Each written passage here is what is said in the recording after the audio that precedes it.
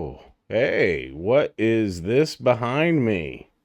Well, look at that. That's right, everybody. We're making a tier list.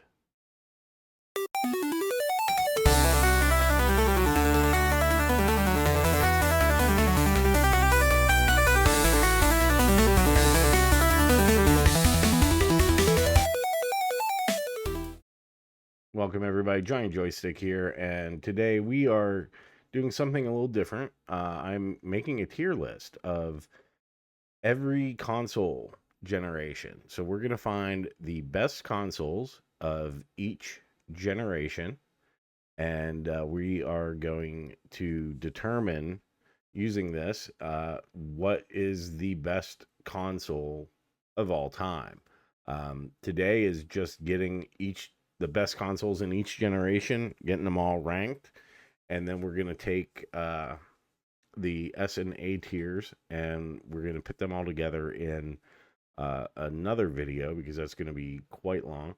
And so remember to like and subscribe and hit the bell button and hype this video and all of that jazz so you don't miss out on the knowledge to come. But yeah, so criteria for this. I should go into before I'm excited to dive in, but I should tell you the criteria. No handheld consoles in this. I mean, no handhelds, no Game Boy, no Game Gear, no Atari Lynx. Switch will be in there because I don't consider it to be a handheld console. It's a console that you can play handheld, but it's not like the PSP or the Game Boy where it's just its own thing, right? Um, Also, like things like the Philips CDI is not going to be in because that's not a real console. It never was. The Hyperscan not in here. These are not real consoles. The Hyperscan was a toy. The CDI was a poorly thought out multimedia set top box. And if I include the CDI, you know what else I'd have to include? The Apple TV, because you can play games on it too. And the Apple TV, not a console. So, not a gaming console. That's a no PC console. So, sorry, Steam Deck, which I count as more of a PC. So, these are things that are basically you plug them in and it's one place and that's that. And I'll explain some oddballs as we go. But that's kind of where I'm going, and we're looking at a number of criteria here. I mean, obviously there is my own personal affinity for some of these. That is going to be uh somewhat of a factor because it's my list, right? But I am trying to be as objective as humanly possible when it comes to this. And so the criteria is kind of going to be how good was the console at the time? How well does it hold up today? Is this still fun to play today? What was the impact it had on the video game industry as a whole, and what kind of legacy does it have? And how well received by the general public was it? So, there is that popularity contest aspect to it. But we're going to go through all 9 generations of consoles, and we're going to find what is the best out of all of them, and we're the best out of each generation as well. So let's start with the first generation, obviously. And we have a few. Literally just a few. I mean, there were so many consoles, technically, in the first generation, but they were all just variants. Oh yeah, the other thing, these are North American things. So no Japan only ones, no uh Europe only ones. I don't care. I'm American. This is for American consoles. You know, you hear what I'm saying? Yeah. So I'm going from like my area of knowledge and what's available to me and what was relevant to me, to North America, in that. So which means there are some very cool things, especially here in the first generation, that's going to get left out because they were only in Japan. So yeah, so for North American ones, we have the Magnavox Odyssey, released in September 1972. We have the Atari Home Pong console that was released in 1975. And then we have the Coleco Telstar series. And this is from 1976 to 1978. So these are generation 1 consoles.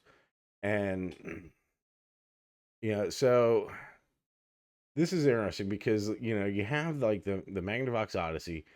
This was the first. This was the first one, and it's cool.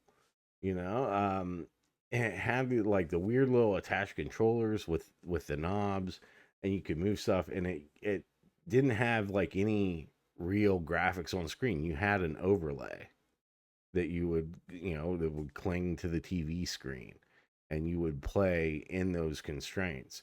Um, which at the time was like, wow. But there wasn't any sort of borders, right? Like nothing kind of keeping it in check. Um like there was no scoring. It was just kind of like on your own. That it didn't track scores for you or anything. But that was the first one. Then you had the home pong one, which again had this weird kind of attached controllers, and it just played pong. And that was all it did was pong. But like pong was so huge, like I mean, pong was like a really big deal, and like that was what cracked video games wide open, was the success of pong and how life changing that was for people. I mean, like industry disruption, pong. I mean, like it made Atari. And then Coleco got into the act with the Coleco Telstar, and these were interesting. And like this was something like they had a few different ones, and this is just kind of like the basic one, but they had a really cool one. They had a really cool one with like a light gun, and these guns looked badass. Like like they looked like real toy guns, It was very cool. It had like all the wood grain stuff, and they'd be like they have one like a little sort of triangle configuration. It had the controller, it had the holster for the gun and everything. And you know, that was really cool. Um uh, I well, my dad had one briefly. It never worked. Like I remember him hooking it up like twice. And it didn't really work that well, and it was also like kind of like a pain to hook up. And that was a problem with a lot of these back then. So it's like, yeah, it was just a kind of a nightmare, but like it never worked that well. And then it just kind of sat out in the garage after that.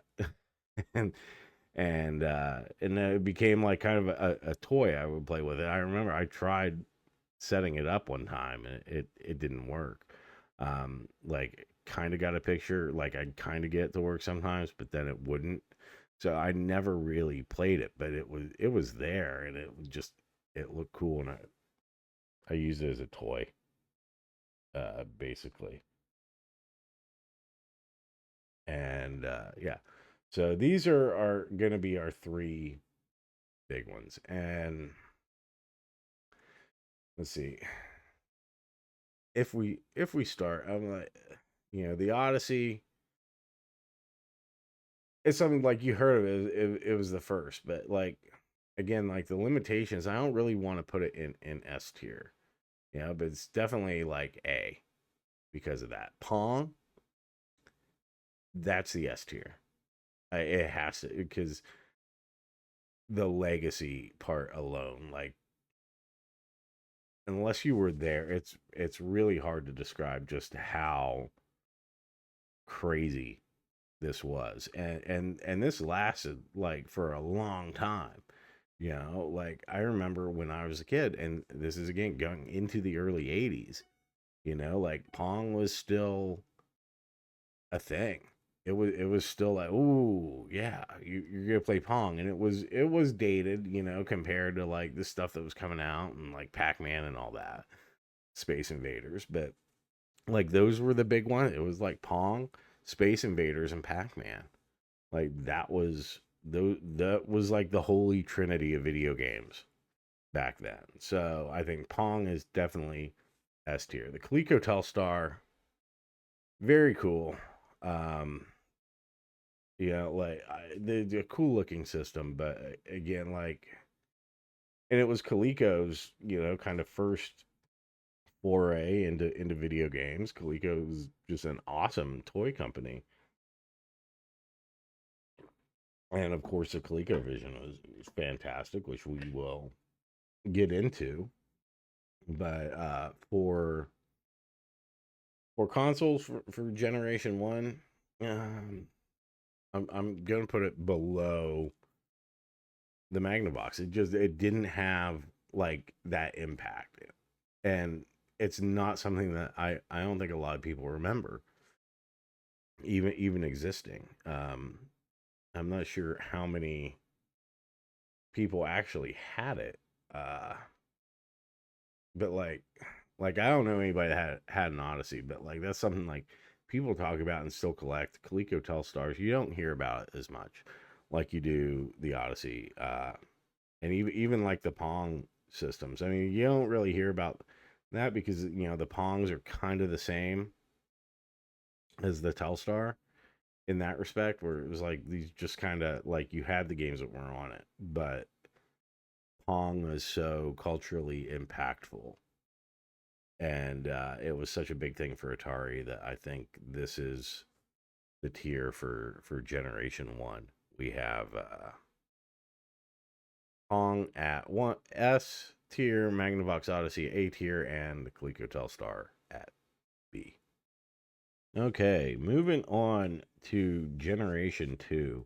We have a lot more consoles here, and this is really where everything went from just being like a plug-in kind of toy where it was, hardwired with the games, or in the case of the Odyssey, like just using overlays to have different games when you move dots around on the screen, to like cartridges. You had cartridges, and like the first one was the Fairchild Channel F. This is like the first system to have its own cartridges, and that's very cool, very historically important. Um, and then you have the Magnavox Odyssey 2, so kind of the next gen of the Odyssey that had a keyboard. Then you have the Bally Astrocade, where Bally was getting into the act, 1978. Channel F was 1976. The Odyssey 2 was 79. Um, then, of course, the Atari 2600, uh, which made its debut in 1977. Um, the Intellivision, uh, 79, 80 in there. Then you had the amazing ColecoVision, 1982, and then Atari.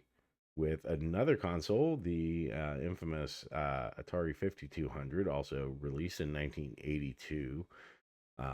And then you have the very cool, uh, very odd Vectrex, which was in also in 1982. So the late in the game for these guys. Now, I'm just gonna. I'm not even gonna spend time on a couple of these guys because I just view them as irrelevant. Like they're there, but come on, like Bally Astrocade, like nobody talks about it. Like it's a footnote. Magnavox Odyssey 2, F. Uh, nuts to that. I the original Odyssey, yeah, and I'm sure the Odyssey 2 did cool things, but nobody talks about it. Like there's a reason. These are just sort of footnotes, right? Then well, I'm just gonna get like the 2600, massive, legendary console. I mean, like this changed everything, and it was so amazing for its time, and it had like the great Atari games on it and everything. It just did stuff right. That's clearly in the S tier of the second generation. Um, I mean, like there's no denying it. Then you had the the ColecoVision. I'm gonna go with next because like this is hands down my favorite system of the second generation, the ColecoVision. It had an adapter so you could play 2600 games on it, and the graphics were so good. It was so far beyond everything else. Just oh, I absolutely love it, and I think it's still fun to this day. I think it holds up a lot better than any other system, uh, with maybe the exception of the Vectrex there uh, from this generation. I mean, but it was kind of it came at a bad time, right before the video game crash of '83, and it was so it's it's a victim of bad timing. So I'm gonna put it in the A tier. I don't think it really got its chance to shine. Maybe had it come earlier, had the crash not happened and everything, maybe it could have had like that bigger cultural footprint, and maybe it could have like been up in the S tier with the 2600. Um, but as much as I would like to put it in the S tier, as much as I think it probably does belong there, uh, I'm gonna put it in the A tier for this. Just because of the timing, it had a short lifespan, and like why it doesn't get in the S tier alongside the 2600 because the 2600 just had such a massive lifespan. Like and it was just so much more culturally important. Like it's just not fair to the 2600 to put the ColecoVision next to it with the legacy. And this is coming from somebody like I'm I'm not the biggest 2600 fan. I respect it absolutely, but I don't enjoy the games for it anymore. Like I don't think it holds up that well. But it is a massive legendary system, and it does look cool as hell too. Um, so yeah, it's the gulf is just so big between it culturally and anything else that yeah, ColecoVision ends up in A tier. Um, but then the Intellivision, the next competitor, I'm gonna put that in B tier right now because it was a big jump, an improvement over the Atari 2600. And man, I remember the first time I ever saw it in television. It had that voice adapter, and you heard B-17 bomber. It's like, whoa, this is crazy. But yeah, like the game's just it doesn't hold up. It doesn't hold up the same way as like the ColecoVision did, or even like some of the Atari games, I guess. Um, I, you know, and I like the controller. I thought it was cool. It's definitely weird, and like going back to one these days, like it feels so awkward. Back then, when like everything was new, and like the basically like you were expecting either a paddle controller or like a single joystick with a button like the 2600 had. Um, this was different and was like, wow, you have a number pad and all this, and it's so futuristic and cool.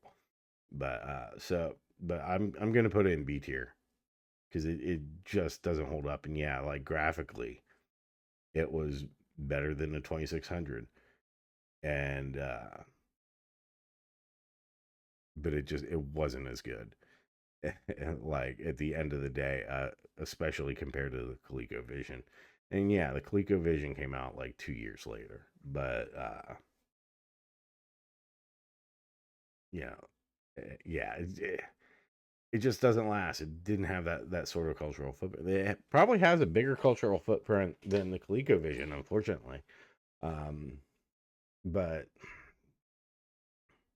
yeah, it's just not nearly as good, and so it goes into the B tier.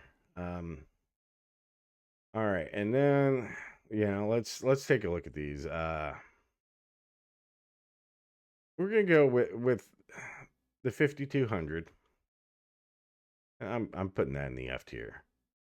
Like I I'm gonna be there's a little bit of bias here. It probably doesn't deserve F. It probably deserves B, or I'm sorry, not B, D. But it was such a flop. The controller sucked. It wasn't compatible with 2600 games. I think you could get an adapter for it, but it wasn't as good. The graphics were not nearly as like an impressive leap as the ColecoVision at the time. It was just confusing, and like as strange as it seems, like it was weird. It was weird that it wasn't backwards compatible with the 2600. There was a time like that was expected, almost even back then. So, and people like there are so many 2600 games, and you could get them. So it's like people were buying these, and they didn't want like there was confusion in the market that did not help the 5200's case. And it's just, aesthetically, it's not as cool as 2600. Um, Definitely looked like newer, like the wood grain looked like a vintage thing, even in like 82. But I don't know, there's something reassuring about the wood grain of the 2600. And like the best thing, like the thing that would have made me want a 5200 was like Cloak and Dagger, 1984.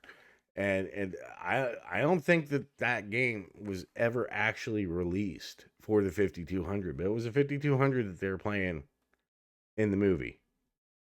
But like the graphics, the stuff they showed was from the arcade game, so it wasn't even like 5200 graphics. Yeah, for a game that wasn't even finished when the movie came out, and I don't think it finished at all because the 5200 was such a flop. But so that's like that kind of pissed me off. I'd I'd be more inclined to rank it higher if there was actually a Cloak and Dagger tape for it. But I don't think there is. Um, so then we have the Vectrex and the Fairchild F left in our tier, and you know, Fairchild F. I'm gonna put it in D, and the reason I'm putting it in D is because the games aren't fun.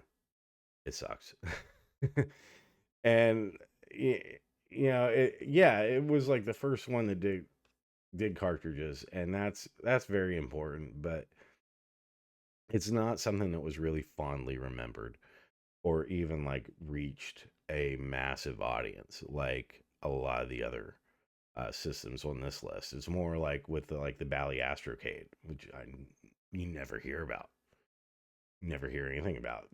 Fairchild at least has that notoriety, that cultural footprint of being the first cartridge based system coming out in 76.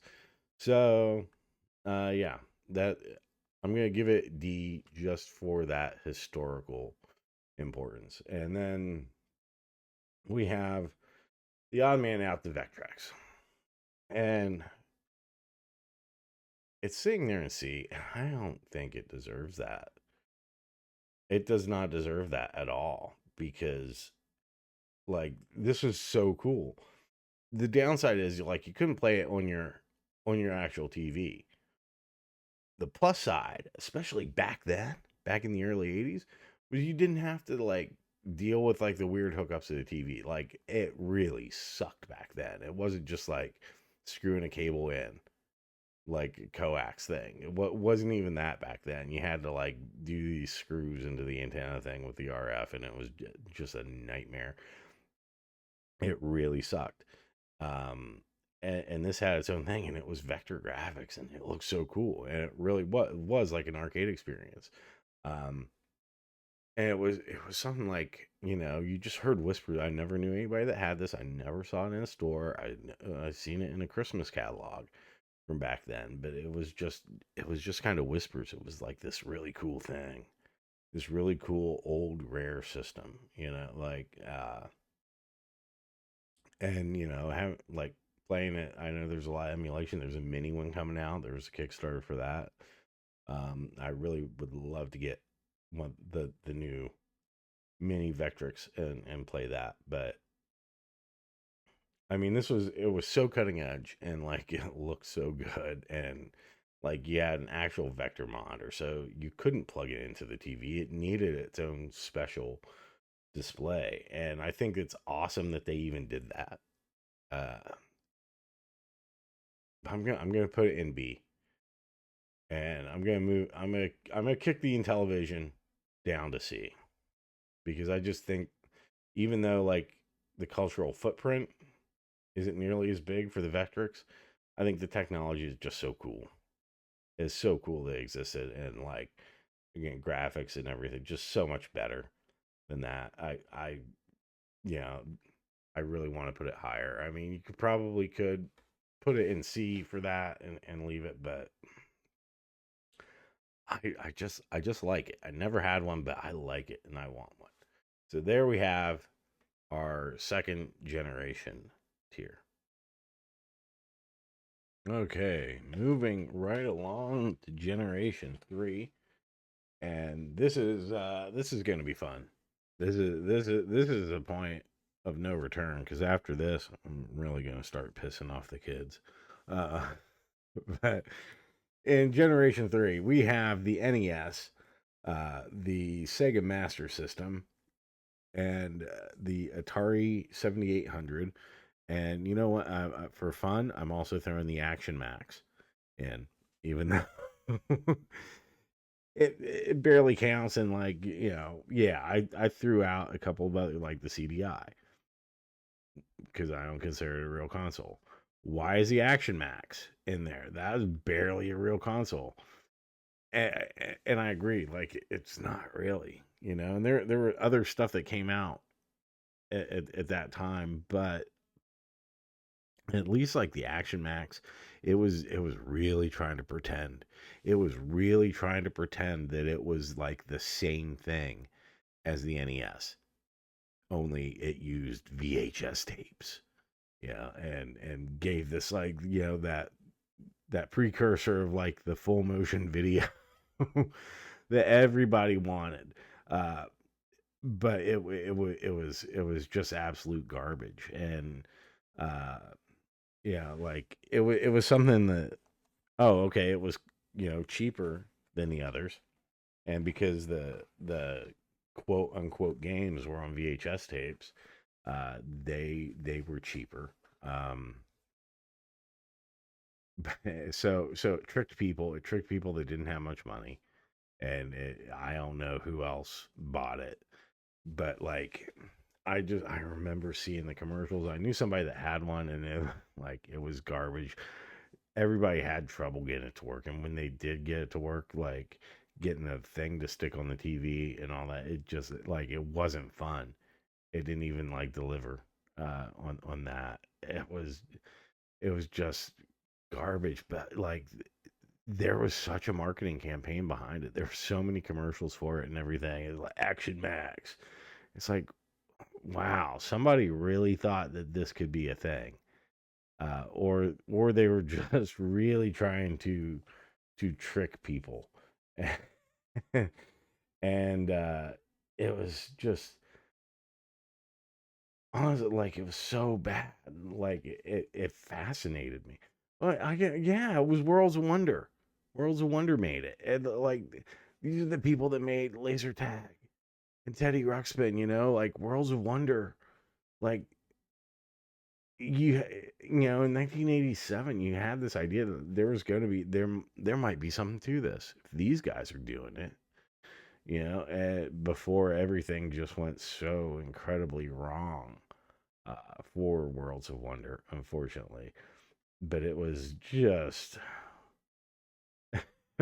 so bad. And like, of course, the only games were light gun games, and it was exactly the same time. Like you're better off with like a Captain Power toy, because then you had like an actual toy, and you could play like the videotapes of the missions and everything of like flying the stuff. But yeah, the Action Max was like a shitty version of that you had to like stick this stupid thing on the TV with.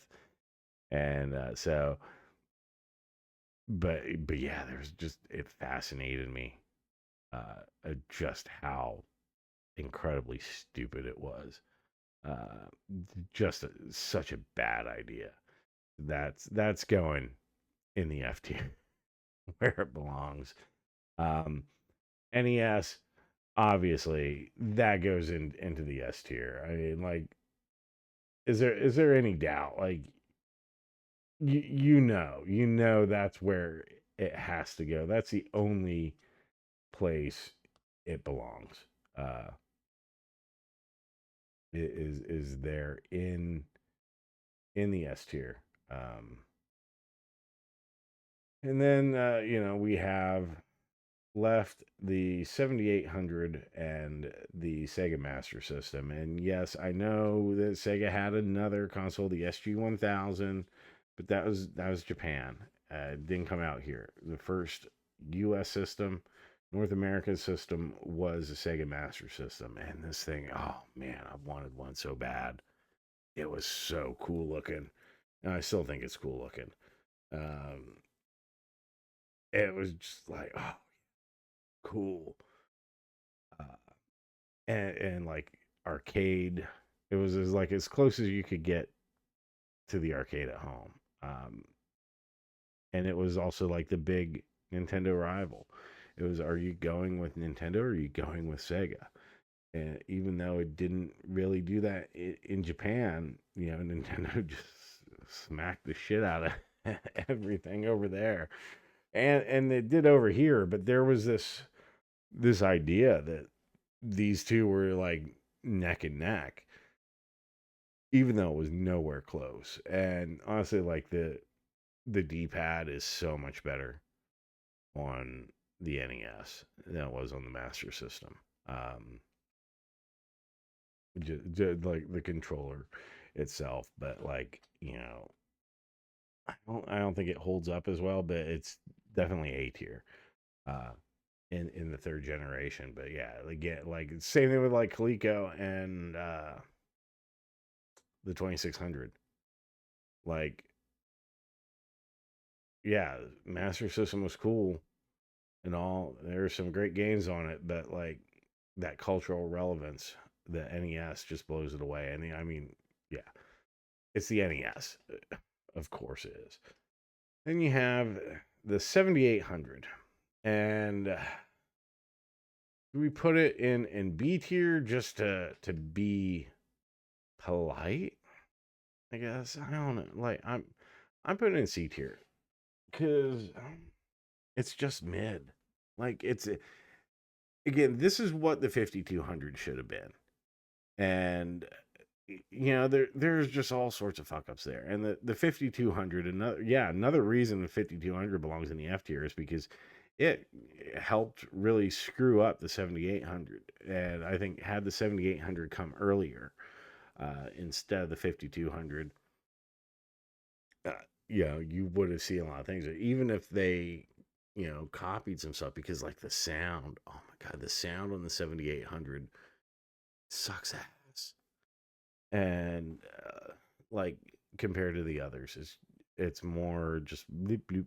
Uh, Notable thing that I do think is cool is it had Ninja Golf and um, the only home port of Food Fight, which is one of my favorite Atari arcade games. Like Food Fight's awesome, and if you want to play it at home, you had to have a 7800. You could not play it on Nintendo or Sega, and that was another problem with the Master System.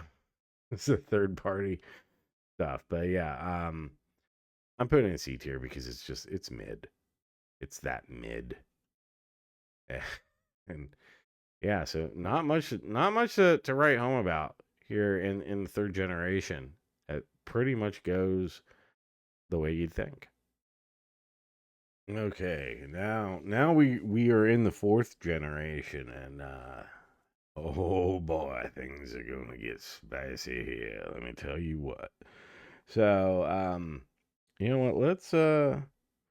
Let's kick things off with the TurboGrafx 16, and this is like the little console that could have been, and it was something like people. You think, oh, it didn't have a chance. It didn't, but like there was a moment where it looked like it could have, and like we knew the 16-bit stuff was on the horizon. Sega was releasing the Genesis, and like that was going to be a holy shit. Everybody was kind of waiting to see what Nintendo would do, so there was a lot of that, um, and that kind of like, well, if Sega releases a 16-bit system and that's going to be awesome, there's a bit of FOMO. Like, how long before Nintendo does something? And so that really helped the Genesis in North American market. And then, like, you had the TurboGrafx coming in. It was kind of like, wait a minute, what is this? And it's not like it was NEC, and they weren't unheard of. Like that, they're a big company. It wasn't like that big in America, but it was still like it was a company you knew. Um, if you like paid attention to such things, and here's this is like, well, maybe this could be something. Maybe this could be the successor to the Nintendo, which like the PC Engine really gave it the NES a run for its money in Japan. I think large part of that was also market saturation with the NES, and people wanted something new. And the TurboGrafx had a lot of great games. Uh, it like the card thing was like, what's this? That like this seemed cool. Like yeah, the Master System had like a few card games, but I don't know, there was something different about the TurboGrafx. I think because we were so used to cartridges, but now is like a next gen system using like cards, like wow, it can do that. Um, and like Bonk looked cool. There's a lot of stuff that looked cool on it. It was kind of like, well, what all are we gonna get? What what are like some of the big titles? Yeah, and a lot of it was stuff that we never heard of. Here in the US. So, yeah, The people that had it, if you know it, you know you loved it. And I think it's a great little system. I regret not getting one for cheap when I had the chance, and really doing that. Uh, I think it's fun. I'm gonna put it in B tier for that. Um, and then you had the TurboGrafx CD, and this was an add-on, and this didn't help things. I don't think it like at the time. I don't know how much of an impact it would have had on like sales of the TurboGrafx. Because like, do I need this? Am I going to want this? What is going to be like a TurboGrafx game? What's going to be like the TurboGrafx CD? Like, we weren't ready for this sort of add-on kind of thing, and it was right there at launch, you know. And there's a lot of great games on the TGCD. You know, like a lot of like the really cool stuff on TurboGrafx was actually TurboGrafx 6 or TurboGrafx CD. Um, but it did create a lot of confusion, and like the way it kind of adds on onto the back didn't help. Like especially if you have like had this on a shelf under the TV or whatever, like space wise, it was awkward. So I'm putting that in the C tier. A lot of people didn't opted not to get it. They went with that. And then we have moving on the Sega Genesis. Boom, S tier. Ah, Sega Genesis. What can I say? Like it was awesome. It was awesome. It did so much. Like it was as close as you could get to the arcade at home at the time. You had great versions of like Golden Axe and Altered Beast. You had like great games like Revenge of Shinobi, Toe Jam and Earl. I absolutely love. I mean, you got like the first two Sonic games, which were like the best Sonic games on there, like some of the best platformers of that generation. Those two games, Genesis, I like it was. Yeah, it was a cultural sort of turning point, and yeah, Mortal Kombat with blood and fatality with the code on there later. It's S tier. Like it has to be S tier. Um, and then sticking with that, like later you had the Sega CD, which I personally love. Uh, eh, I thought was really cool, and I think like especially with the Model One Genesis and the Model One Sega CD. Oh yeah, that's a gorgeous system. Um, but it never really like kind of lived up to the hype, and they're like too much on like the full motion video stuff. I think it could have done a lot more. I still think it's great. But it very C tier. I think for me, I have to put it there. Because it just didn't do enough. Yeah, like yeah, Night Trap, awesome. And you had cool stuff. Like the packing games were incredible with it. Uh, you had Soul Feast, which was wow. Like the soundtrack on that was so good. Um, the animation, there's like it had horsepower, but I just don't think that it had the right showpieces. Left it a bit misunderstood. C tier. Now, now we're getting down to it. Here's the Super Nintendo, which became a cultural powerhouse, right? Uh, and like if we're just going off of library depth, a lot of people are gonna put the Super Nintendo in the S tier, and rightfully so. Yeah, I mean, you had a ton of like especially if you're into RPGs, you had a ton there. You had like really cool Zelda game on it. You had like Final Fantasy 3 and all that. Super Mario World, amazing platformer. That was the whole reason I got one. was for that. Super Castlevania 4, that was like the first Castlevania game I actually liked. Like, I enjoyed it, didn't piss me off like the original one did. Um, it, and I thought it looked good. Yeah, it was there. Mario Kart got start on there. I thought Mario Kart on the Super Nintendo sucked.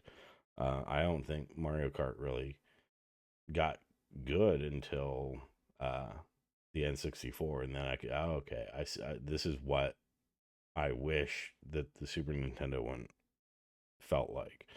Um, but yeah, it had good sound on it. I personally like the Genesis sound better than the Super Nintendo, but like the Super Nintendo technically had better sound. Um, you have Final Fight on there, so like smooth graphics, but it also like it just felt kind of like slow to me and just kind of muddy. Like, so even though there was like a lot of really cool graphical stuff, and like I like the color palettes and everything that a lot of the games used, it just didn't feel like quick. Like, yeah, I'm coming from like I wanted the arcade experiences, and I mean, like, yeah, Mortal Kombat played like shit on this thing compared to the Genesis version. But Street Fighter actually did play really well on the Super Nintendo. But yeah, it's going in the A tier. I don't. I'm choosing violence. I'm not putting it in the S tier. It came late, and yeah, like the other reasons. Does it deserve S tier? Probably, if it wasn't for our next one, and that is the legendary Neo Geo AES. This is the Rolls Royce of uh home consoles. Like it's the ultimate. I never knew anybody that had one. I never had one. I always wanted one. I regret not getting one when I had a chance to pick one up cheap.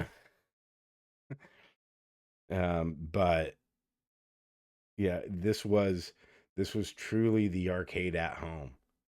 And the downside, like even if you could afford the system, well, like games were still $200, but they were like the actual arcade games. It was like just the arcade board and a VHS tape size cartridge, and like this was like the real deal. And that's why like when it first came out, it came with like the big ass SNK 4-button joystick.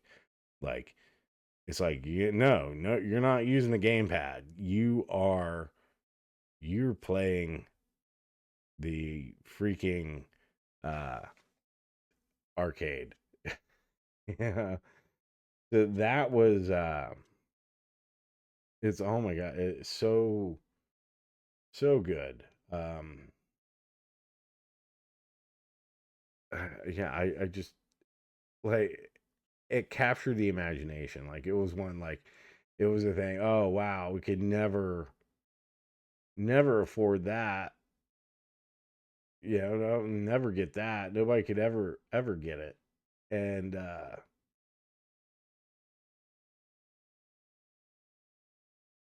and you couldn't, but you know what can I say? Like it yeah, it captured the imagination. It was one everybody wanted. It was the Rolls Royce. Like you just knew there was nothing better than this out there. And ooh, absolutely incredible system, and it lived up to its hype. And it wasn't for everybody. Like they didn't care. They weren't trying to compromise and make a home system. You know, it was like rent it. Like that was the whole idea behind the Neo Geo AES to begin. It'd be for like resorts, hotels, and stuff to have this in like rooms. Um, and then they just said, "Fuck it, we're selling it." Like, yeah, this is a premium experience, and you're gonna pay a premium price. And they didn't care. It was a different market segment. It wasn't for the average person. It wasn't for like just like the kid, that wanted to play arcade games, unless you're like super rich.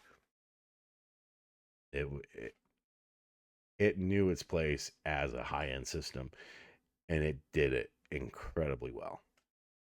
However, and I almost forgot this, what didn't fare as well was the Neo Geo CD that came after it, and this was kind of like the attempt to make it more affordable, more accessible, and kudos to them for doing it. And this was honestly like the Neo Geo CD is kind of like the reason I didn't get an AES. I remember I was in Funko Land and I'm like looking at like used systems and I'm like, holy shit, I can get these for cheap. I can get this stuff for cheap, and I can get these games for cheap. And like I ended up getting a 3DO for super cheap, but like there was the AES, and I'm like, oh man, I want that. But like even like then, the games were still like $75. And when it's like, all right, I can get one game, two games, and a system, or like I can get a 3DO and like a stack of games for like $2 to $5 each. Yeah, like it was there, and then there's like, well, there's the Neo Geo CD, and I'm like, well, what's this? Okay, they're still making games for it. Like it was still current. But I'm like, well, are they still making the cartridge? How, like, could I get both? It created some confusion for me at the time, and I didn't like that. And I wasn't sure like if I wanted to keep getting like games and build the library, if I should do the CD or what was happening with the AES cartridges, that sort of thing. So I just opted to not do it. Maybe one day I would go back to it. And like I also knew with like the CD drive, like it was notoriously slow. Like just painfully slow. Um and like all the, like the early CD systems were kind of slow, but they weren't dealing with like the kind of stuff that the Neo Geo CD was. The controller's kind of neat. I dig that. Um, and it's obviously not like the premium like the joystick, but you know, they were trying. They were trying to make it nice and clicky and joystick feely, to go with the stuff and make it more affordable and more accessible. So kudos to them for trying.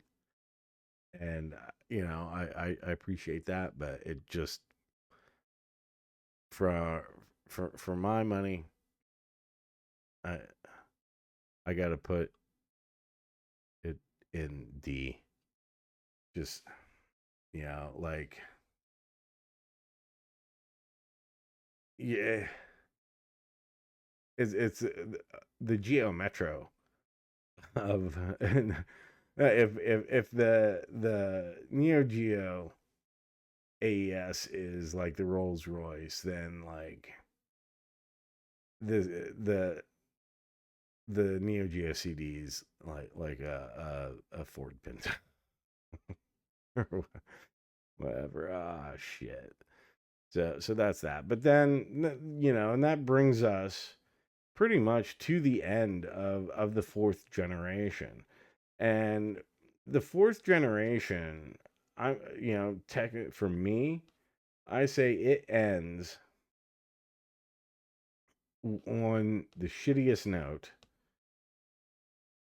as like foreshadowing of how bad the fifth generation was going to be. And that was with the 32X, and I'm putting that in the fourth generation of systems, the 32X. It was another add-on for the Genesis, same as Sega CD. It was coming trying to extend the life of the Genesis before you got to the next console, the next generation, with the Saturn.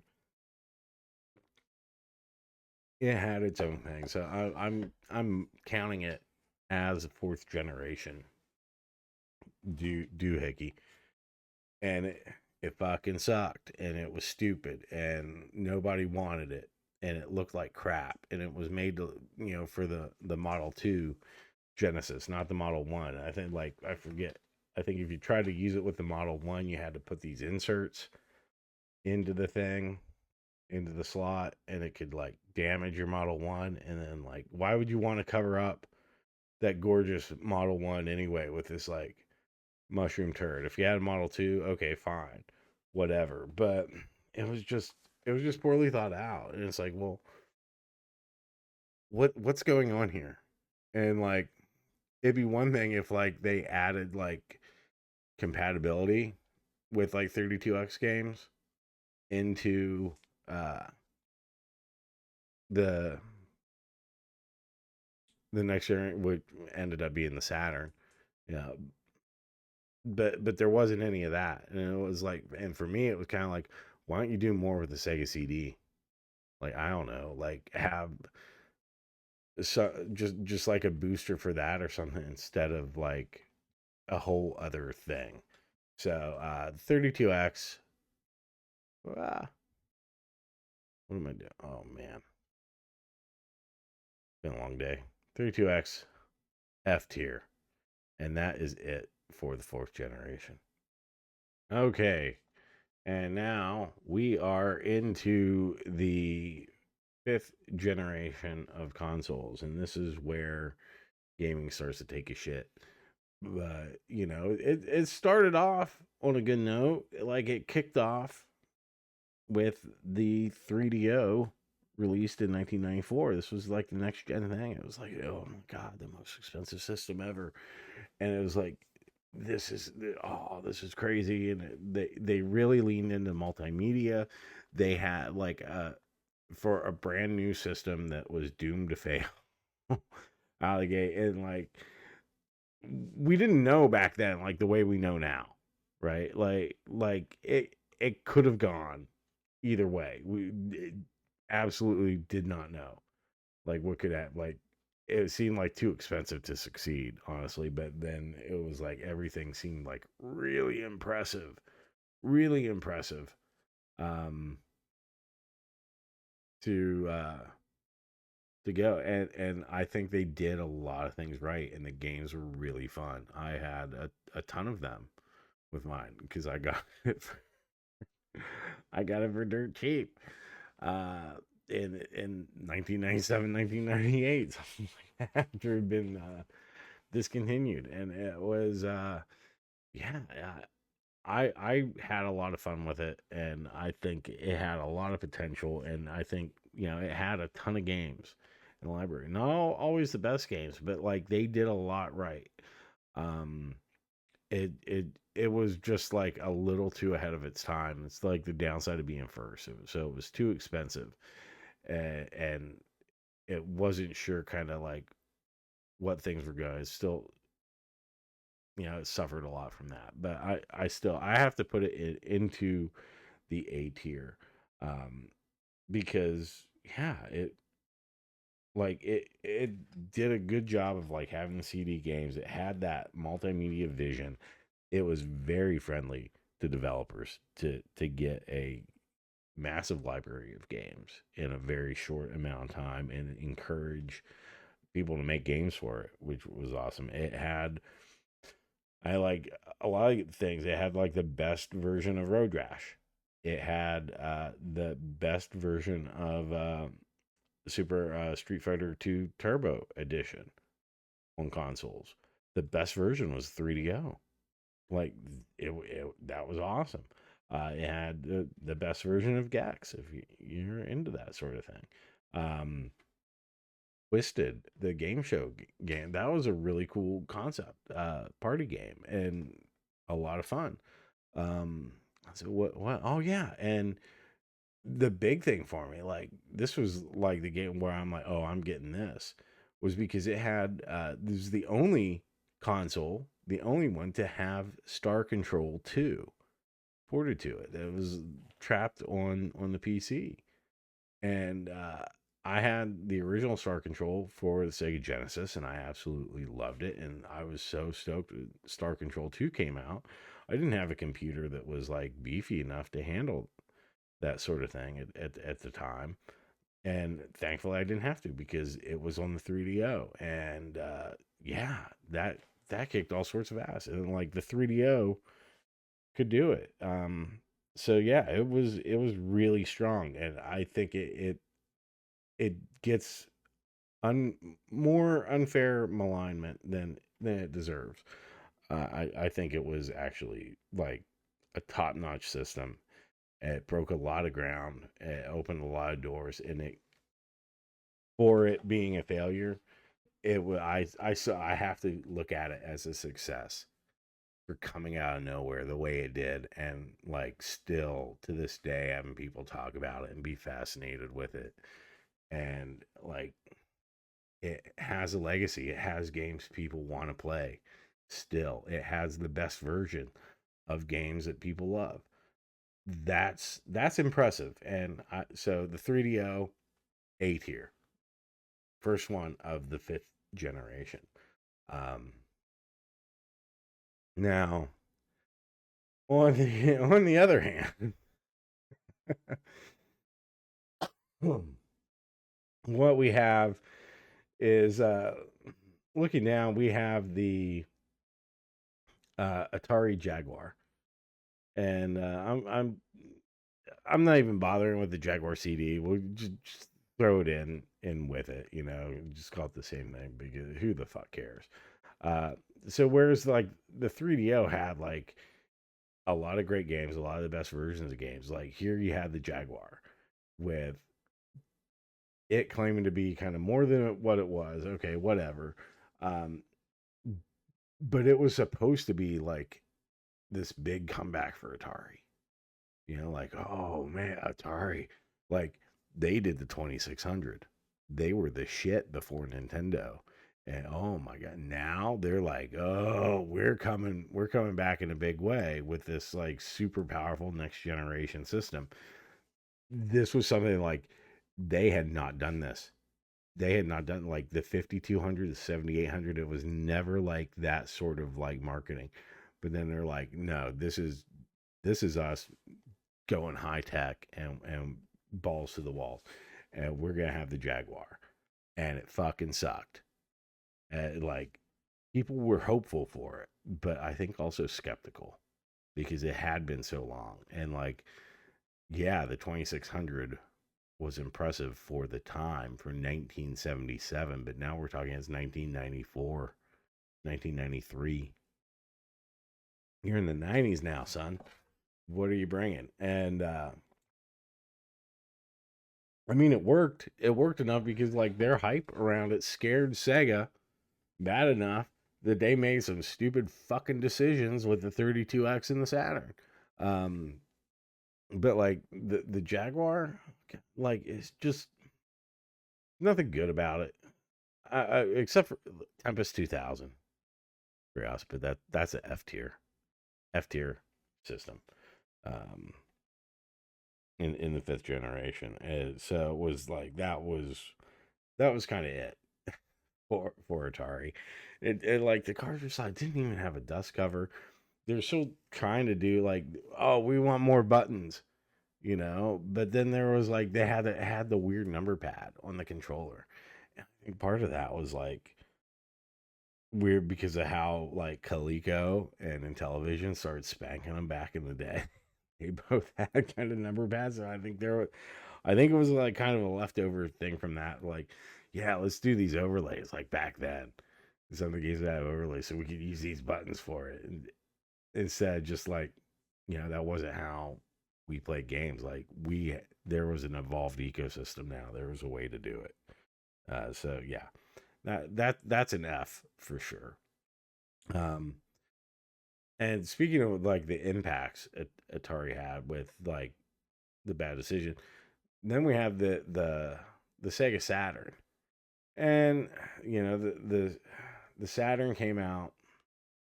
It was one of the first ones of that fifth generation. Um, hitting in '95 in North America, and it it's called a flop. And I think they had a much better marketing campaign in Japan with Segata Senshuro. It was awesome. We didn't have that here. We had like these weird, very '90s MTV looking ads with like these pale shaved head women and with halos and very cyberpunky stupid, I don't know, and like that font that's like you wouldn't download a bear thing was in it, and terrible marketing. Great system though. Yes, I'm putting it. I think the Saturn is the best system of the fifth generation. I do not think highly of the fifth generation of games, of consoles. I didn't like that transition to 3D. Like I understand it, but there was still a lot you could do with 2D. Like, it was like throwing the baby out with the bathwater to me. Like you have this powerful, powerful hardware. You can make things look so cool. And instead, like everybody's fucking around with these polygon like ugly ass things when they could have been making beautiful sprite art, beautiful 2D games instead of like ugly ass polygon games with like terrible camera work.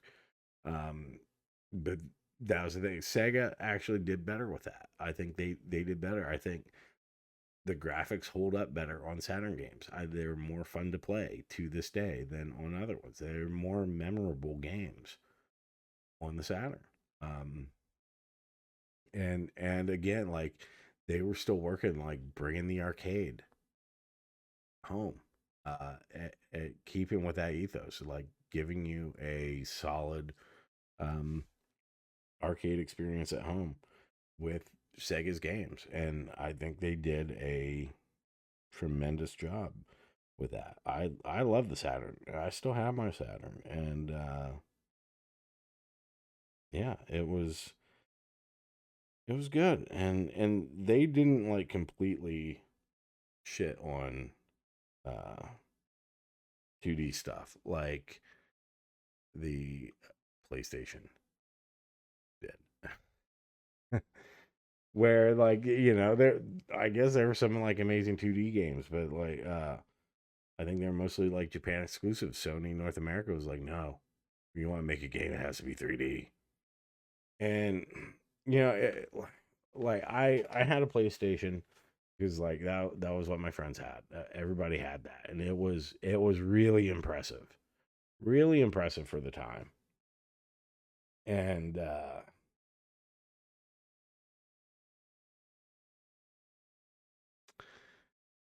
but when I look back, I'm like, and I go back to revisit those games and replay them. I fucking hate them. I don't enjoy it. I don't like looking at them. I don't think they look good. I don't think they look good at all. Like very few hold up, and like the camera work on those, like just managing the control was just bad. And you do have classic games. You have like amazing games on that system. Don't get me wrong. Like it had like a ton of cultural relevance in there. uh, it made it made Sony. It's why there's a PlayStation 5 today. Like that laid the groundwork. It created all of this. But like the games people talk about mostly, it's like it's the same stuff. Okay, Metal Gear Solid, Final Fantasy 7, like whatever. Um, I think Blasto was great. Like that's the one. But like a lot of games, even ones that I really enjoyed playing back then, if I try to go back and play it now, I'm like, oh god, I can't look at this. I don't get that. I don't, and this is not just a PlayStation issue. This is a fifth generation issue across the board. Like I think Sega did it better. They have like, the Saturn has games. I think they hold up a lot better. Uh, some of their games still have the same problems I'm talking about here. I think 3DO, same thing. I think a lot of those games hold up better. Um, Sony, there was just so many games and just so much crap. So much crap. Like, and when I see like the PlayStation jewel case, I don't know. Like it just does, it feels cheap, like that when you look at the jewel case, like I don't feel like I'm buying like a good experience. It feels like I'm like getting like, I don't know, just an Action Max kind of budget experience. The black on the back of the CDs is really cool that they did for copy protection. That was neat. Until you got yours modded and you just got to use regular CDs. We're able to play every single game. Um, but yeah, it's to me, it's just mid. It's it's it's a mid system. So I'm putting it in the C tier. And speaking of mid, what do we have here with the Nintendo 64? And this is probably, I think, Nintendo's absolute worst system. I never liked it. I thought the 4-player edition was neat. I liked the fact that while everybody was going to CDs, Nintendo said, fuck all y'all, we're sticking with cartridges. Because like the CDs had just terrible loading times then. Like if you're buying it, like the loading times were shit. Like the drives were too slow because it was still like a new thing, to keep costs down. Like we were using like 1X ones. I mean, that was the whole Neo Geo CD problem. I think they mostly gone to like 2X at this point, but it was still very slow uh, compared to cartridges. But I think you still got some of that with the N64. I don't know. But god damn, I hate that controller. I hate that. I hate the N64 controller so much. Uh, however, they did nail like how to control 3D. I don't like Mario 64. I play a little bit. I'm like, I think it's ugly as fuck. I don't enjoy it. I don't like want to have to look at it. But it plays great. Like it handles really well. And that was like the first, I think, 3D game where they really kind of nailed it with that. Um but like outside of their like first party games, like there's just not really much to write home about. And I know wrestling fans absolutely love like the wrestling games on the N64. I'm sure they're great. I never played them. It's something I should investigate. I should go and check out. And I do want to explore the N64 library more because it's one that I have like some of the least amount of experience with. But like when people talk about it, they talk about like, of course, Zelda. You're never gonna get away from that. Mario 64. Okay, whatever. I think it's ugly as fuck. It plays well. It plays great. It's a fun game. I'm not gonna slam it for that. I just can't stand looking at it. This did have the first uh, Mario Kart that I really enjoyed. I enjoyed playing that with my buddy. The F-Zero one, it was really good too. And there was a Robotron 64, and that was like, whoa, okay, that's pretty cool, and that's fun. It looks like shit, but the gameplay is fun. I don't know, like, and people talk, oh, GoldenEye. GoldenEye is one people love, and I'm like, and that's I didn't like it. I did not like it, but then like I played like first person games on the PC with a keyboard and mouse. And I will say this about GoldenEye and the N64. That was the first time I think a first person shooter was ever done right on the console. I did not hate playing it. Like you could do it and it wasn't like a miserable experience.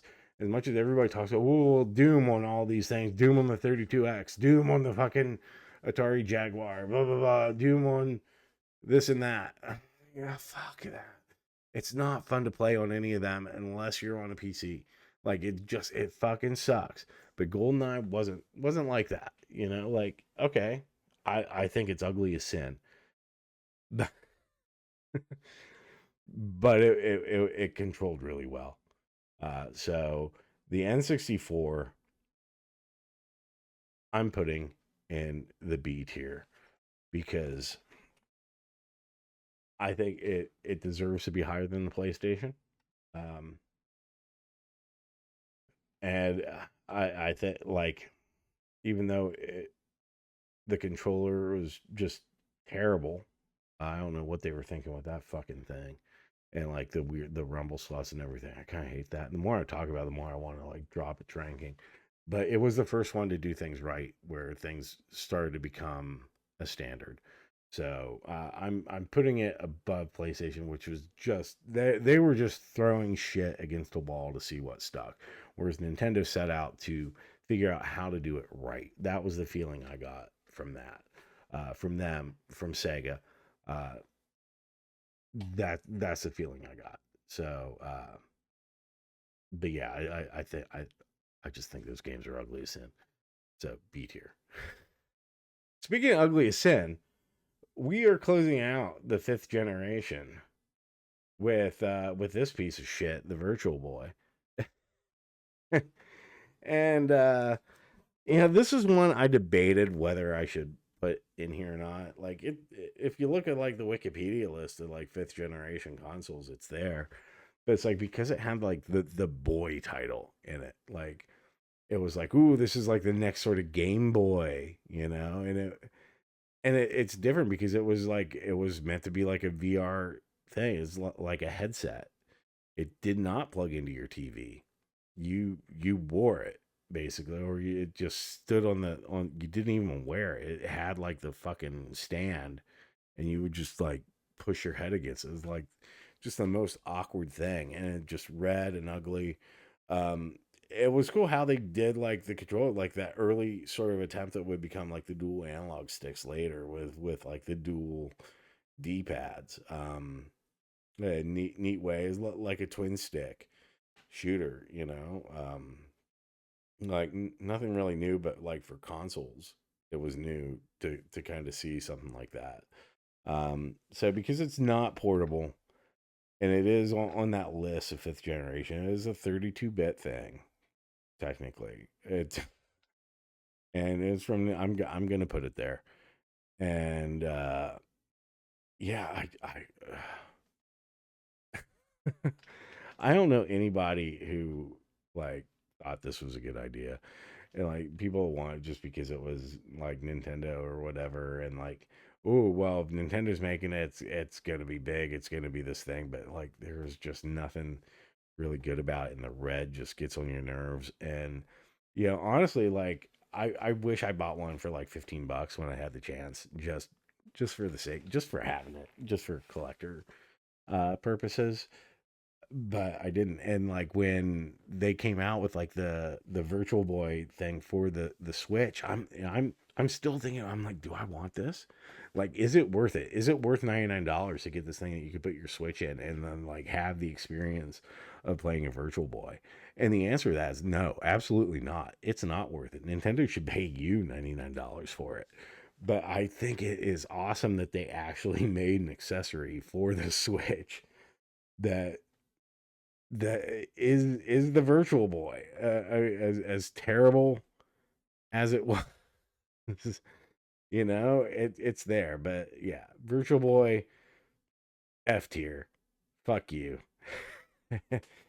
Like it, it could have been. It could have been more. Like too soon, not thought out, very rushed. I feel bad for the creator because he did such good stuff for Nintendo. I don't think it's his fault, but it was just it never should have been. So that is the fifth generation. Okay, now we are in the sixth generation, and I consider to be like the last real generation of consoles. Like you and looking at this, you can really notice like the sort of explosion and contraction of systems based on like how well they did. And like the fifth generation was kind of like, like when the asteroid hit and the dinosaurs started dying off, and they hung around.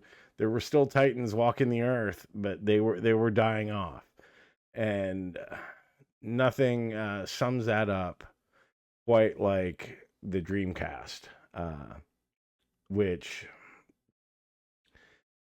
was one of my favorite consoles of all time, and it's going in the S tier, because I think it was definitely an S tier console, Sega's finest, and unfortunately their last console. But this was, oh god, it was so good.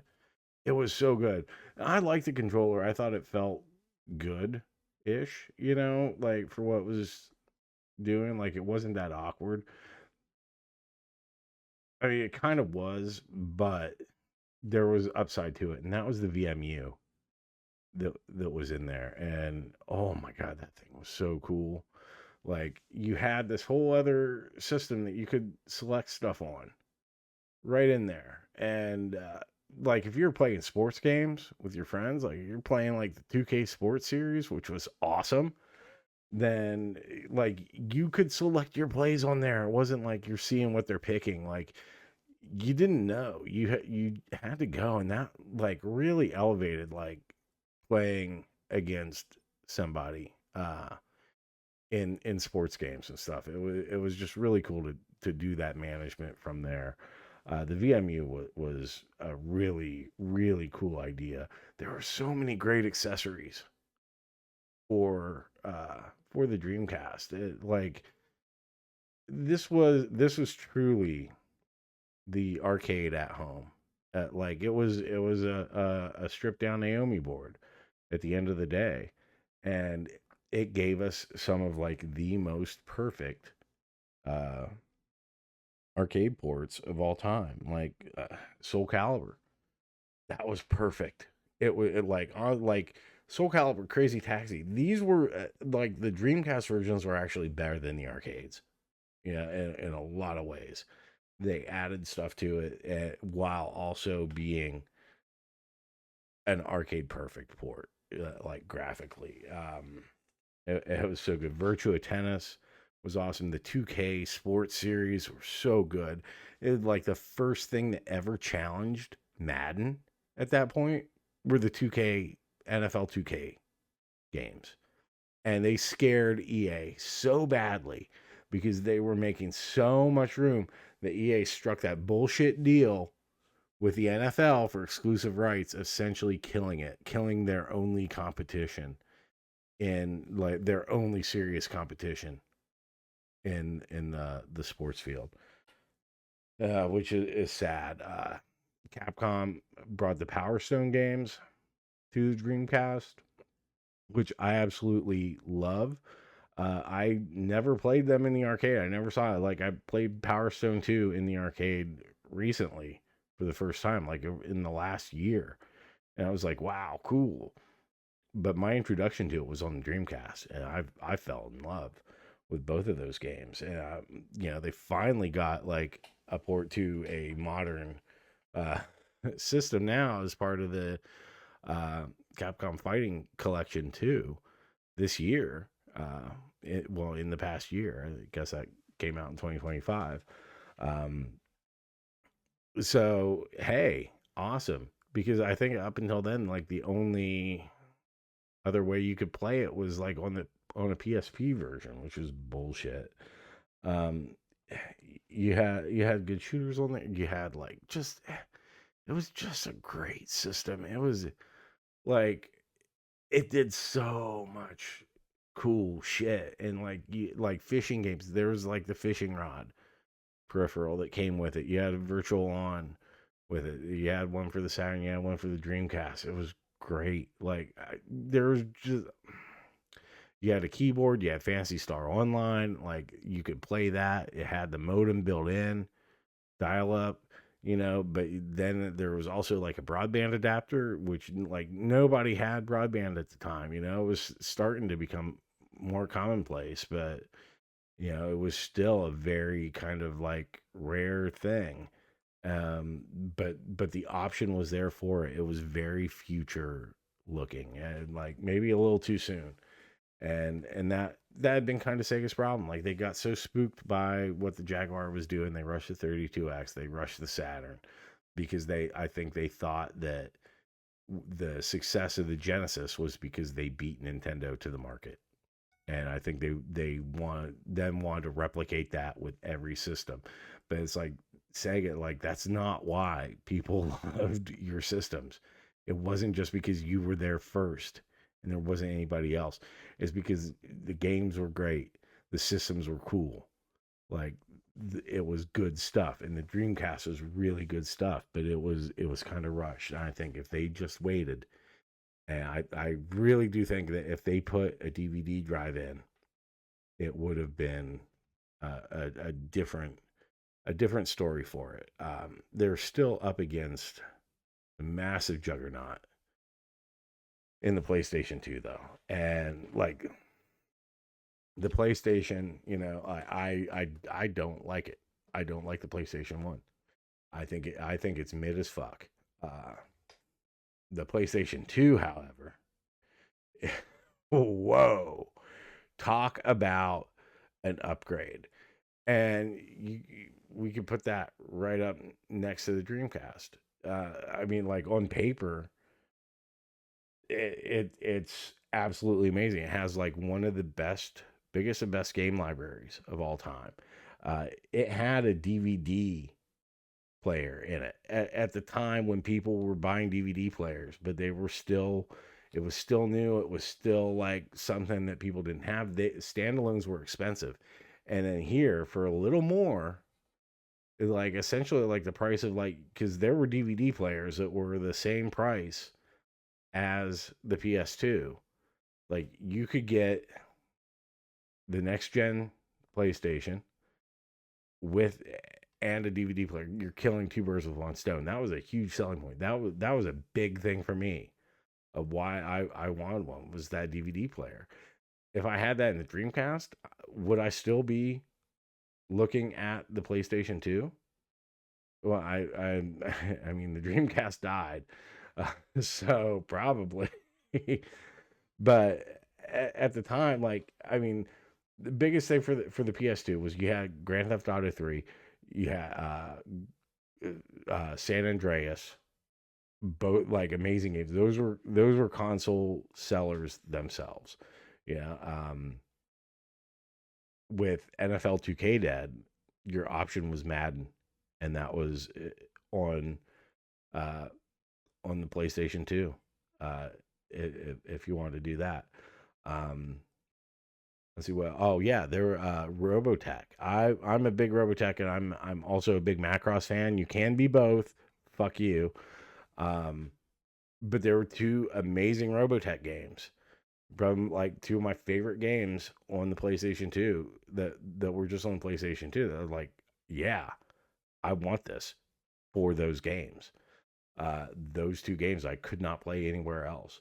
Um, and so there was like I really wanted that. I had the Dreamcast. When I did end up selling my Dreamcast, unfortunately, which I regret to this day. Um, but then I did get a PlayStation 2 later, and I absolutely loved it. And there is uh, absolutely like they fix a lot of the issues. Like graphically, it's great. Like the graphics on there, it holds up. Um, things play good. I don't really care for the controllers. I don't think it was like really much of an improvement at all over the PlayStation 1. I mean, it's still like the Dual Shocks, which came out later. in the PlayStation One's life. But it was just like, yeah, it's the same basic controller that you had. It was just like the games were able to do more with it, and is really good. And there is no reason it shouldn't be in the S tier. Uh, Except I'm putting it in the A tier because I love the Dreamcast that much more, and I really think like the Dreamcast. The only real shortcoming there is it didn't have the DVD player, and I do think that it deserves that the S tier over the PS2 for that. PS2 bigger cultural thing. Definitely, I mean, it lasted for so long, and we're still feeling like I think its relevance. And like this was Sony's like high water mark, was the PlayStation 2.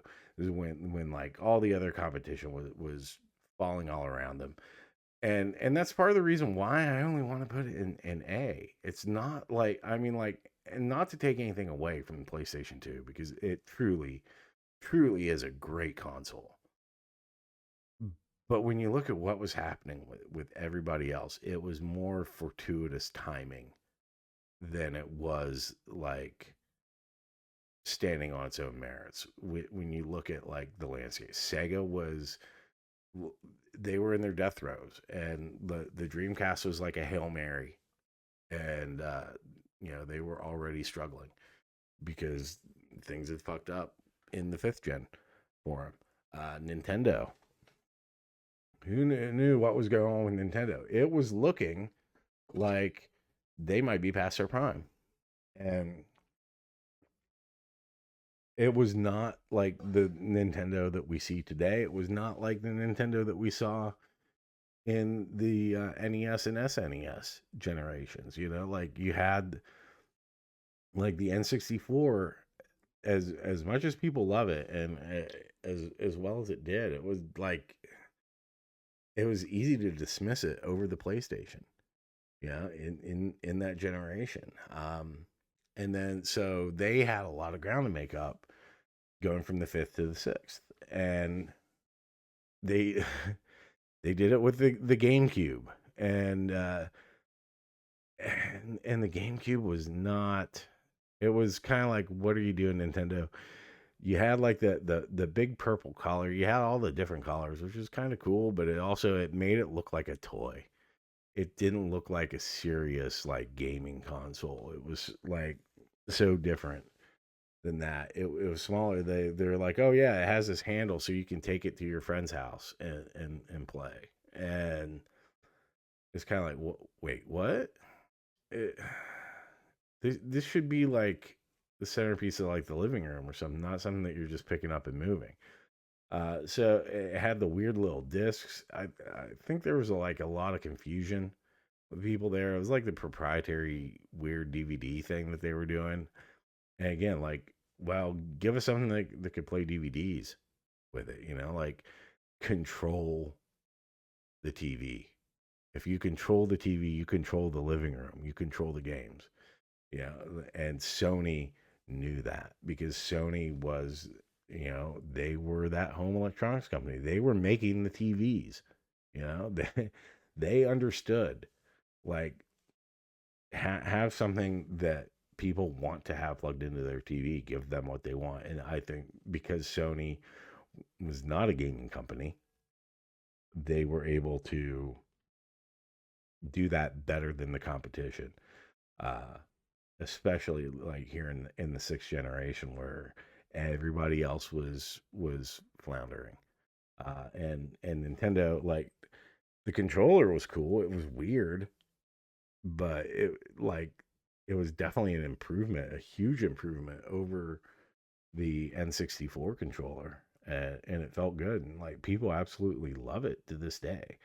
Um, and I enjoyed it, but like there weren't like the first party games were good, and the graphics were very nice, very colorful. Like everything on the GameCube is still to this day very pleasant to look at. The third party support wasn't there. And I'm like, I'm trying to think of like third party games I played. And like all I can think of is like Beautiful Joe from Capcom.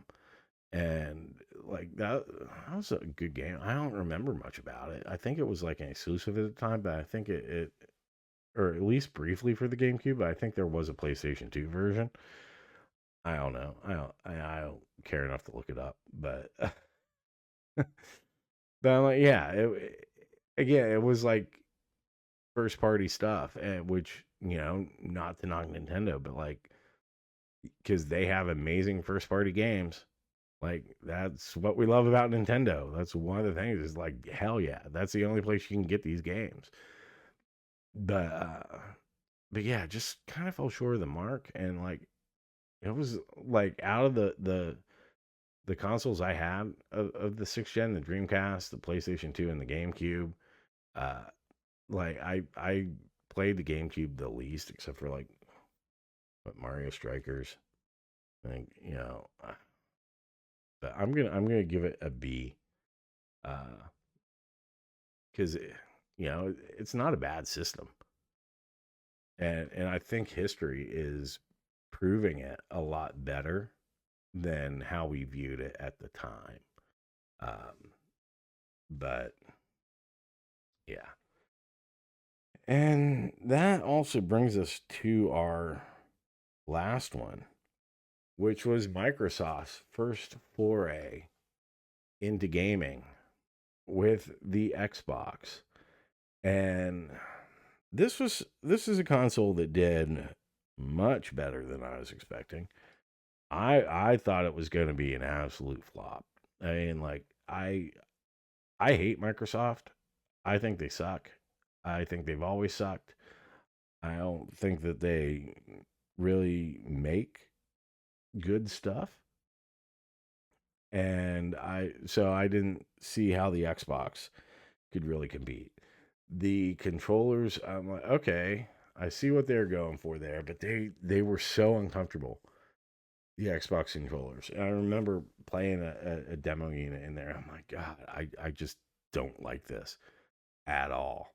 Um, and the console, it was huge, and I think that was part of that. Like, we want to take over that space in the living room, but they're also like trying to just make a PC, but it was big and bulky, and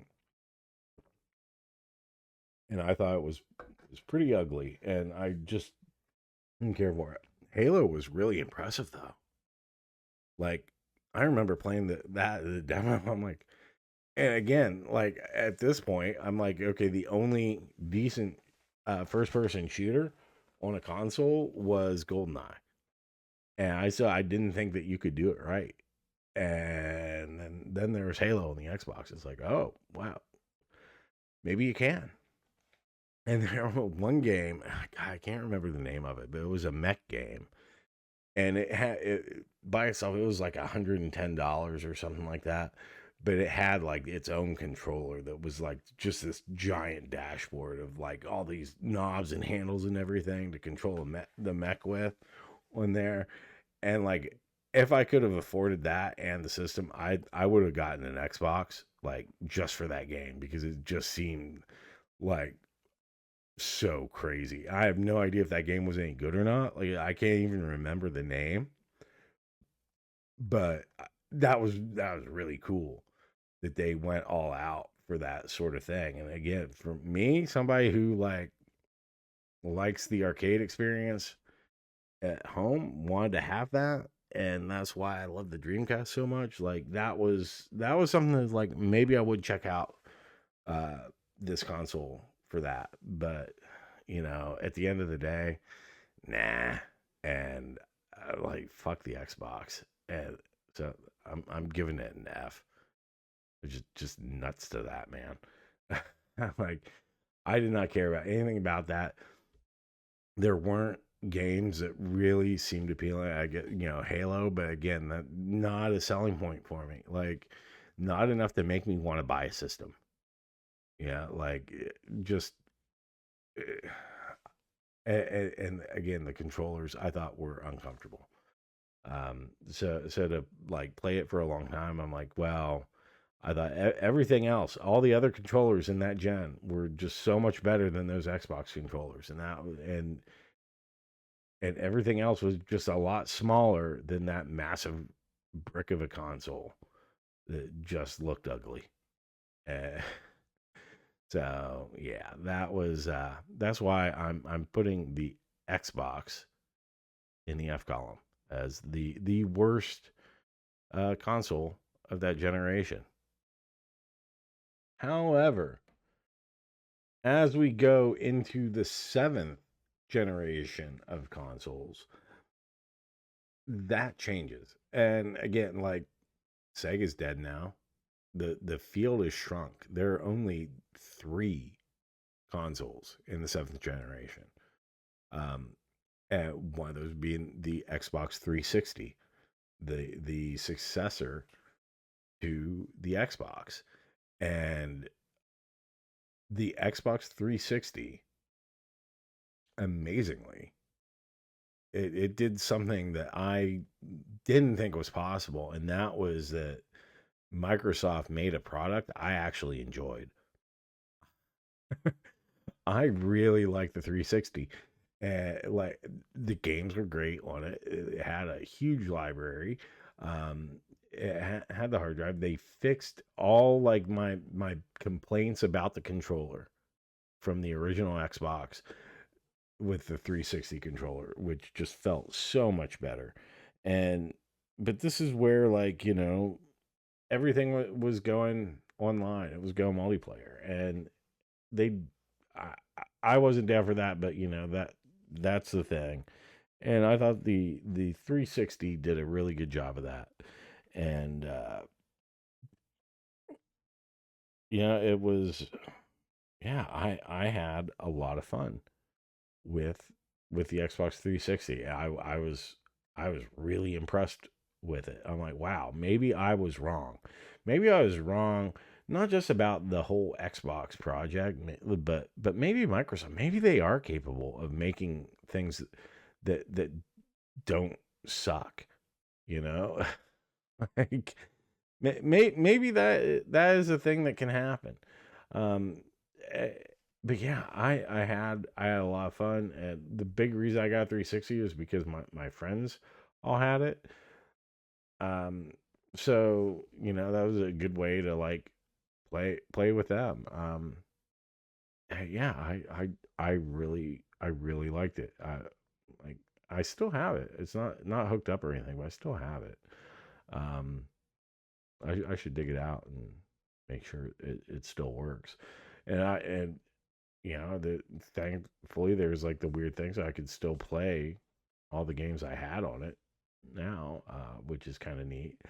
But there was with issues with the hardware.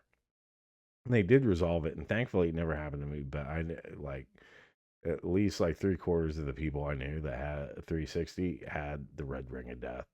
So that's what keeps it from going into the S column for this generation. And grant, like it's slim pickings, but it's it's a.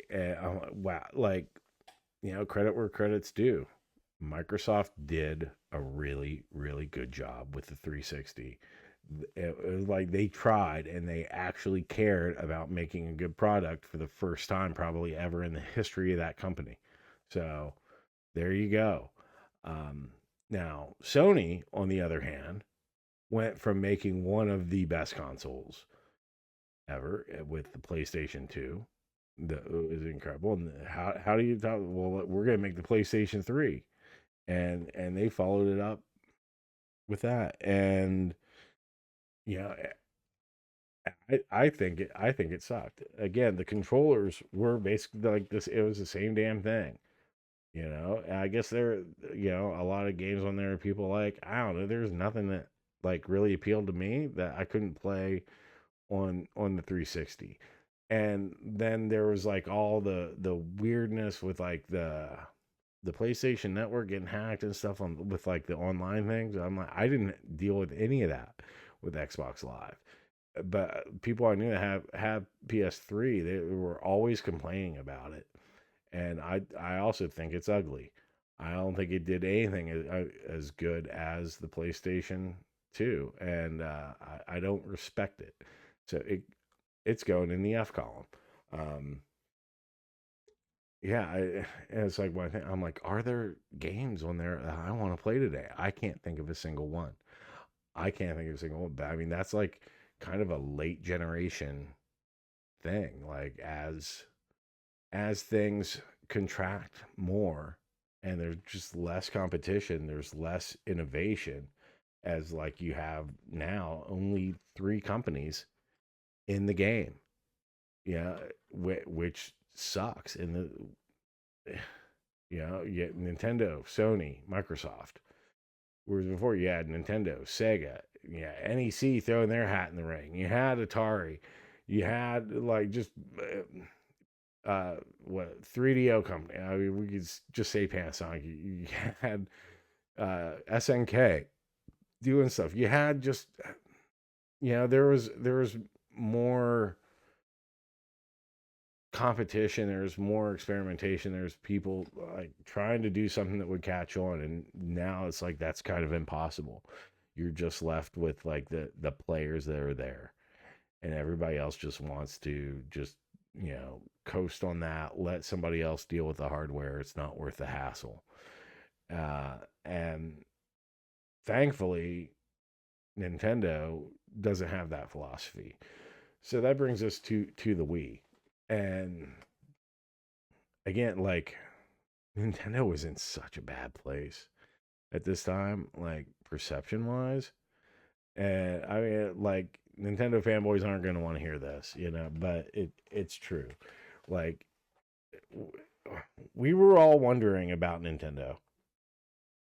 Like when the Wii came out, it was kind of like still remember and nobody wanted to see them flame out like Atari, who had like such dominance before, like with the 2600, and then just like, and I mean Atari also arcades, but I mean those were kind of two different companies and all that big mess at that point. But you know, Nintendo had the NES, then they had the Super NES, which were awesome. But then it was just kind of like the N64 was like,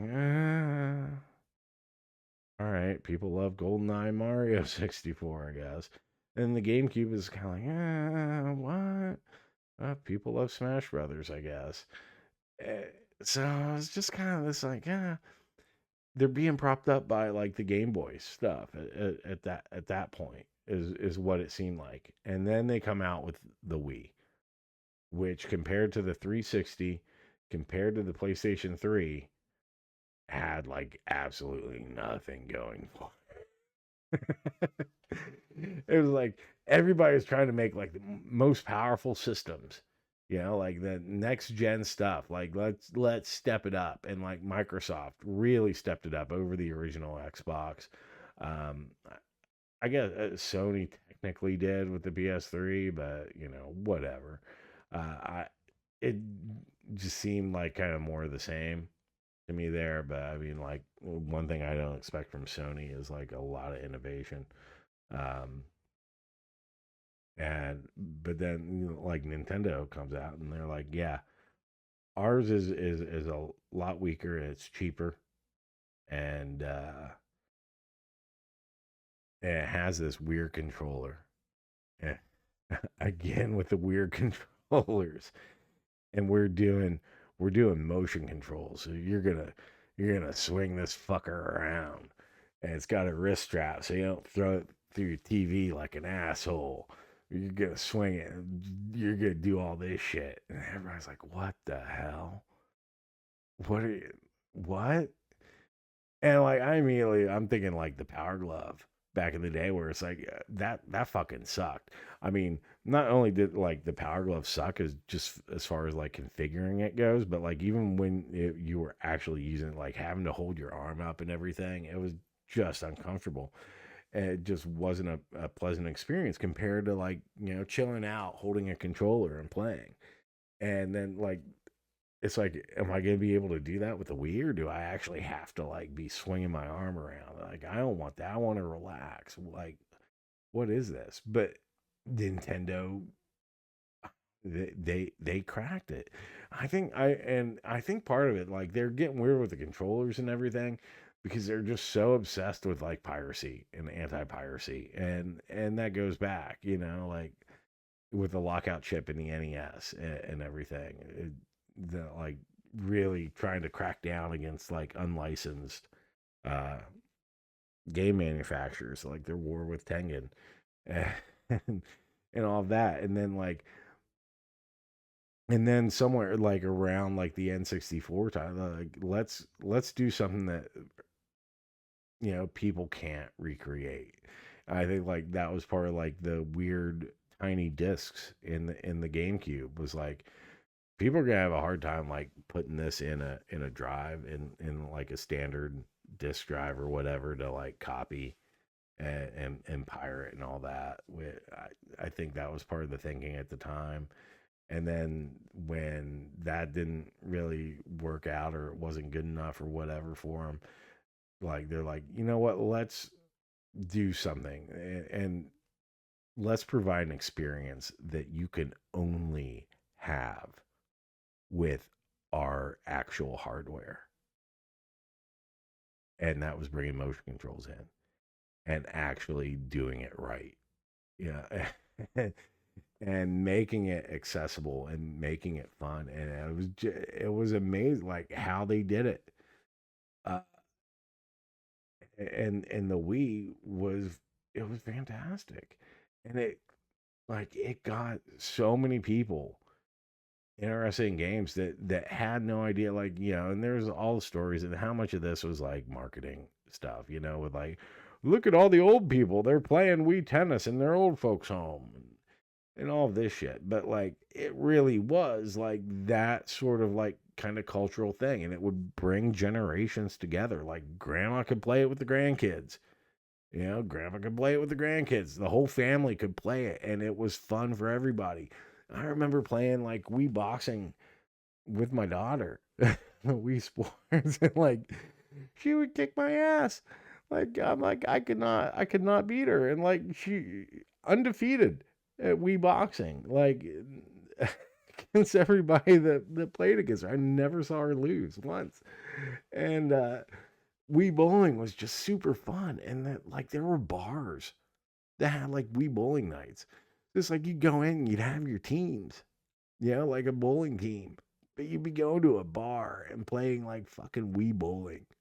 And like you win, and then you get everybody gets a free pitcher of beer.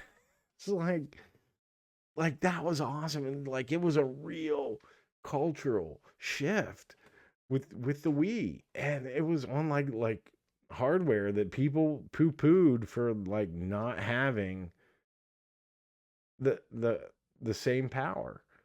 And yeah, so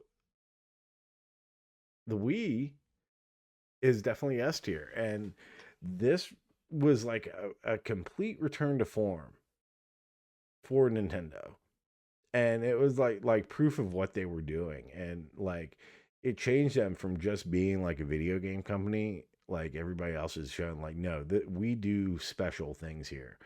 And like in the past, like up until that sixth generation, when like video arcades were still a thing, like you could go to an arcade, you play video games, and like you wanted that experience at home, but like it could only truly be experienced like in the arcade. Like the hardware was something else, and that's true even today. Like even with emulation and everything, like the true experience of like playing like an arcade game on original hardware is different. And it's special. But then, yeah, and that was some, way back when arcade technology was ahead of consoles. But then by the time like the Dreamcast, consoles are completely caught up to the arcades. And there wasn't much of that anymore. There wasn't like anything that was being done with video games in the arcades. Now you could do it all at home. The Dreamcast was like proof of concept of that, you know? Uh, and it was like Sega's dream of bringing the arcade experience home. Like it kind of killed their arcades in a way.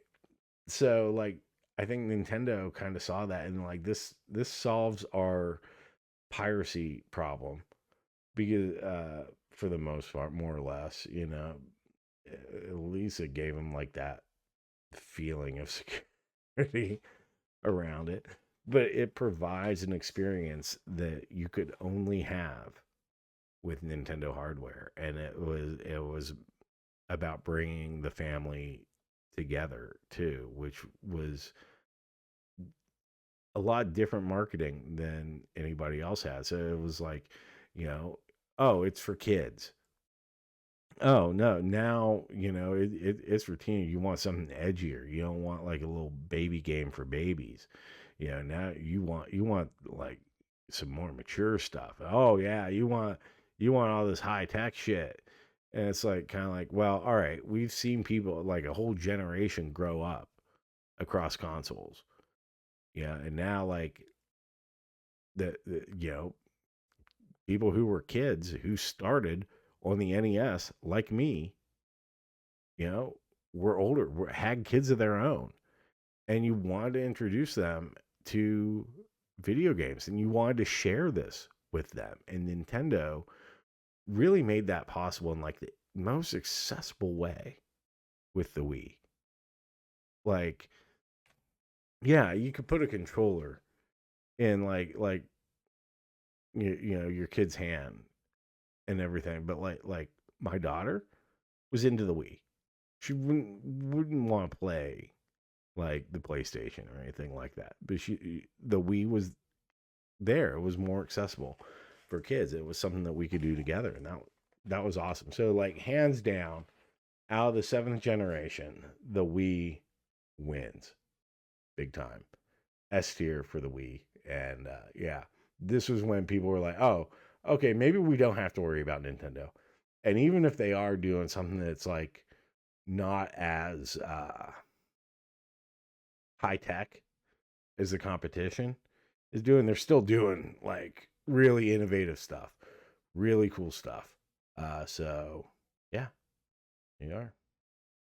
Okay, so now that brings us to the eighth generation, and I would like to say things had started to turn around because you know, but they hadn't really. So you know, Nintendo was riding high off the Wii, and they did something kind of unexpected, and they struck first with the Wii U as the follow up to their uh, massive popularity of the Wii. And for a while, for a brief moment, about a year, it was the most powerful system on the market, I believe. Until the PS4 and the Xbox One came out. But there was a lot of confusion there, and it seemed cool. You know, it had like the weird little tablet thing. It's like you could play games handheld on it, so it's like kind of like that. You see the movement towards like what would become the Switch with it, and like a good friend of mine who is a diehard Nintendo fanboy, uh, absolutely loves the Wii U. And he says it's probably his third favorite Nintendo system behind the NES and Super NES.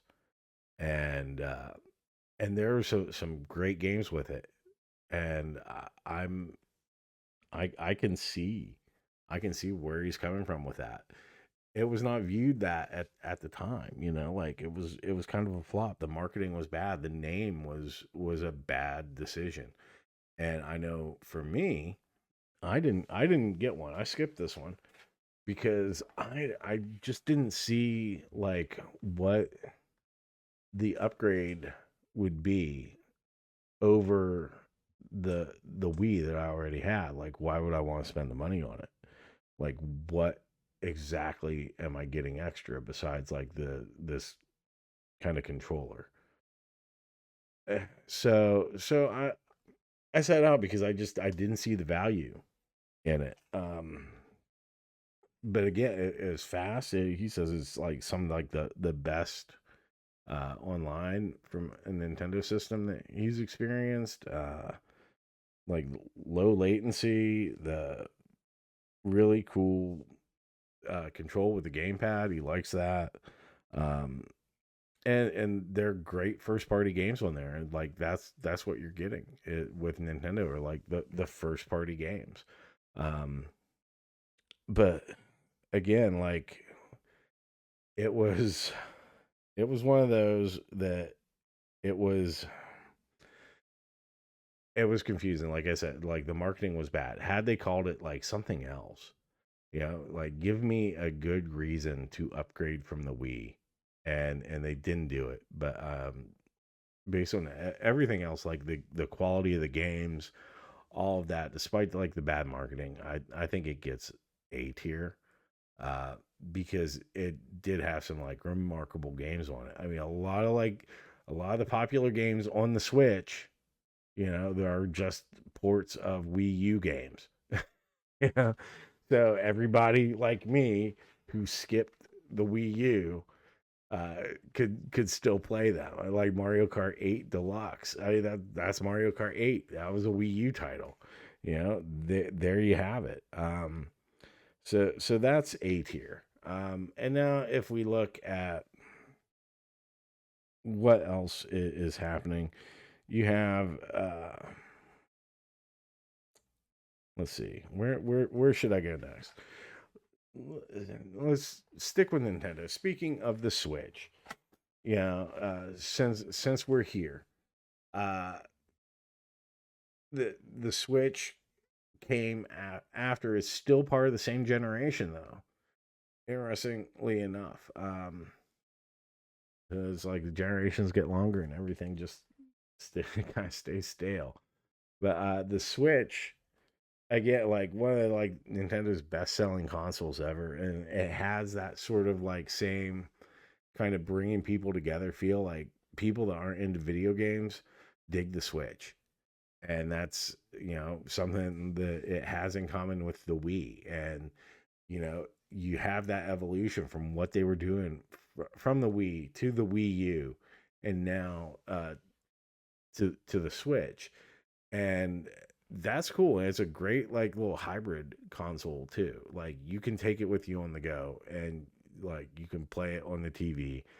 And people, I don't think of it as a hand. I always play it docked, but like I could, I could take it with me on a trip and play it on the plane or like in the hotel room or whatever. Um, but I'm based on like the sales and how it got in there, and it has like a good number of like the first party great games on there. I'm ranking it above the Wii U.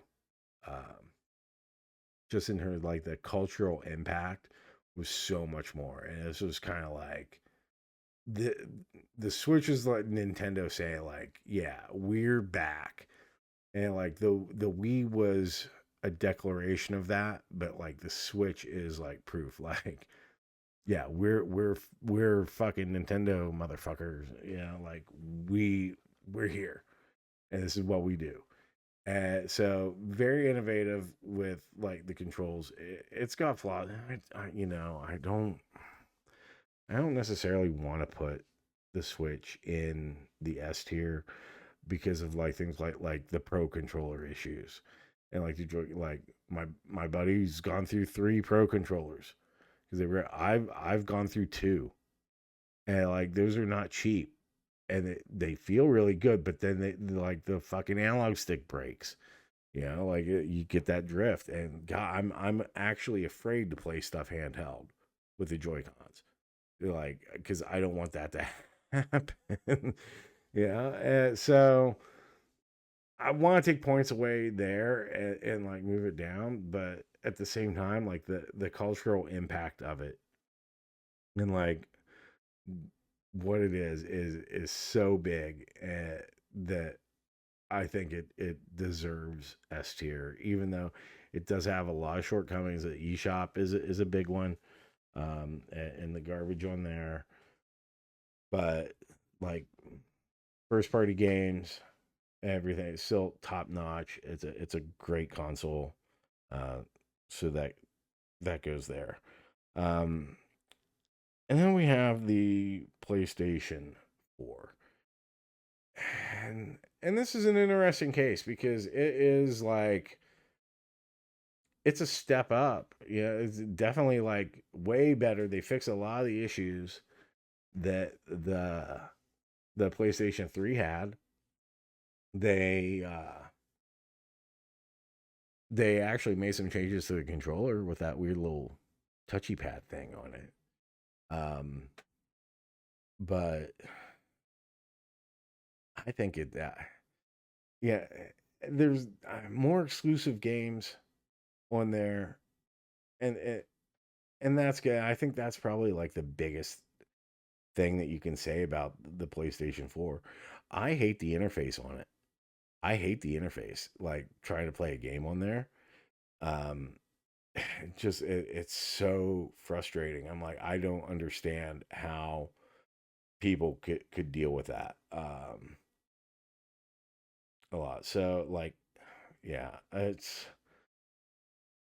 I want to say it's C because I think it's just such a mid system.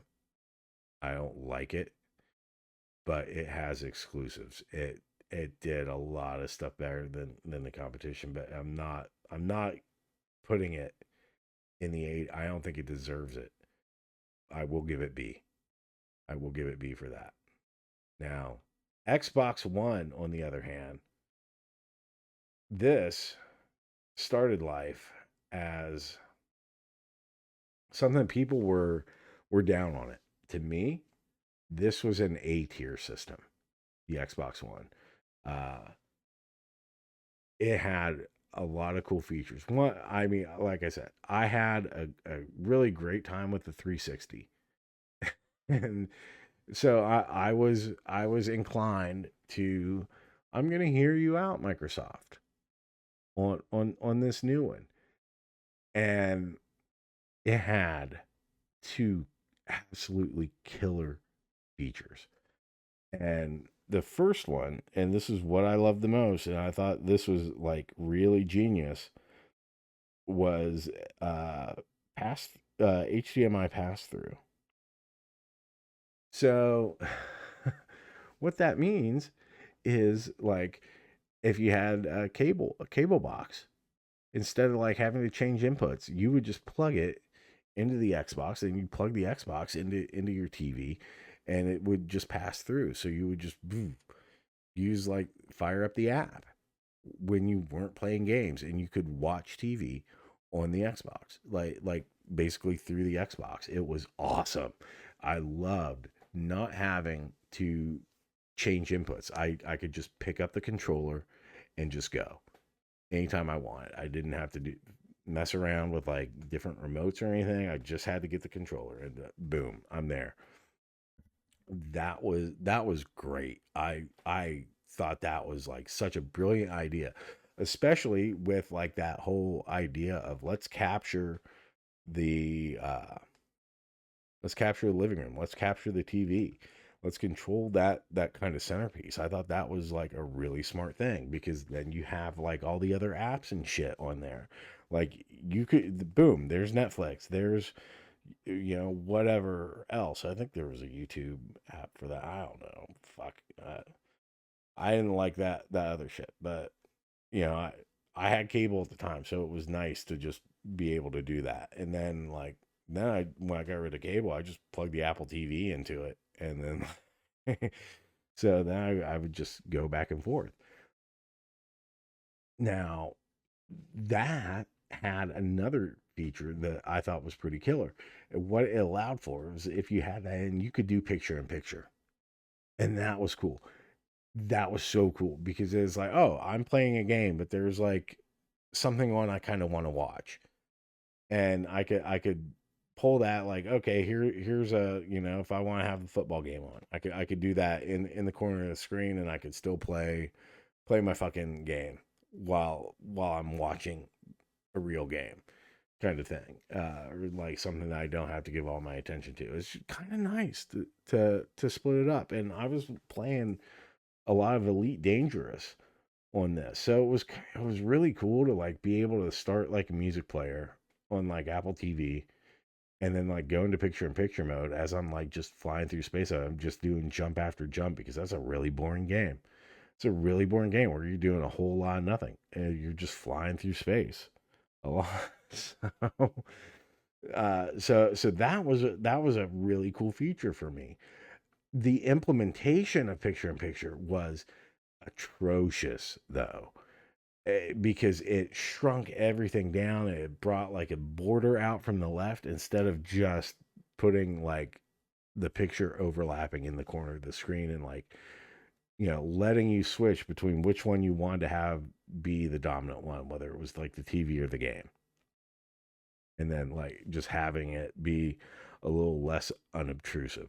They didn't do that for whatever reason. I'm pretty sure it was like, I don't know, there's some sort of advertising thing involved with that, why they wouldn't do that. Uh, some sort of like pushback with cable companies or something. I don't know. And I don't think they'd ever admit, but I have a feeling that there's a deliberate reason why they made that picture in picture so fucking shitty. And it's the same reason why we quit having like picture in picture TVs as well. Like why that kind of went away real quick before it ever took off, and like why, like skipping commercials with like TV got all shitty. I think it's all tied together. I think there's a massive conspiracy there, but anyway, they fucked up the implementation, but it was still there. It was still like a neat thing to have, like depending on what you're playing and what you were watching. So you know, those are two things I really, really liked about it.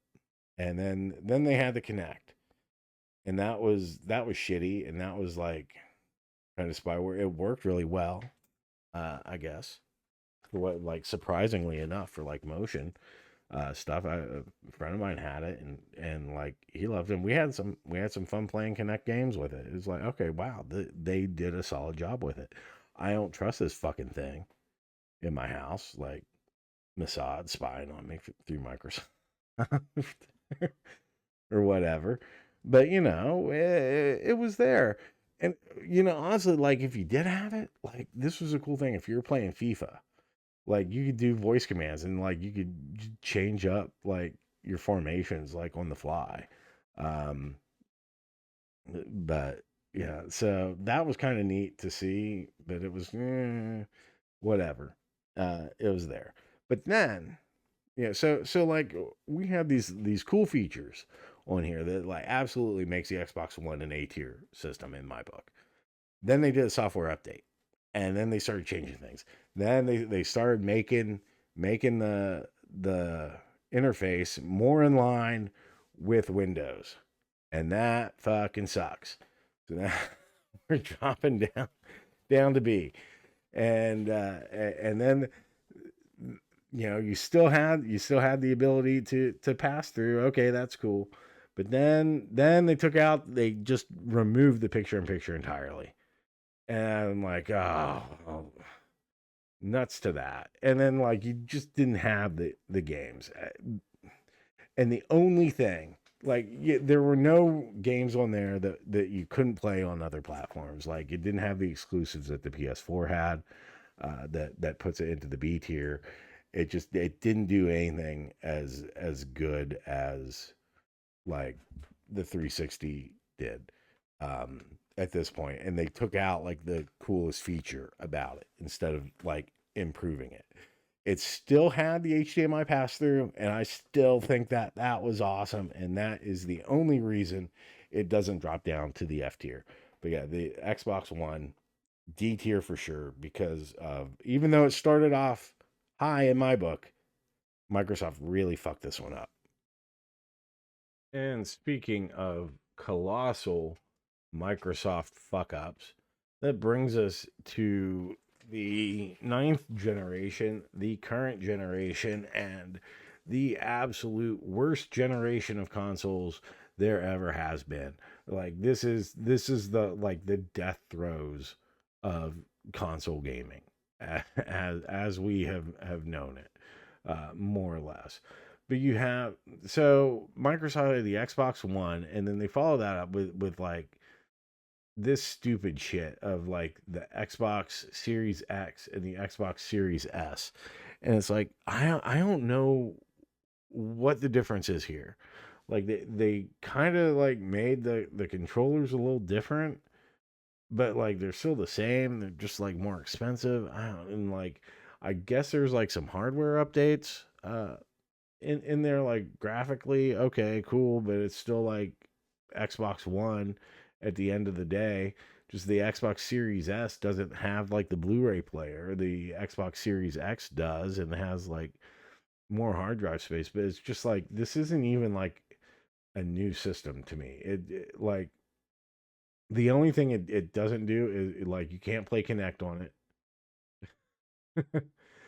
But you can, oh great, you can play the other stuff. I just I don't see any real difference between the Xbox One and the Series S and Series X.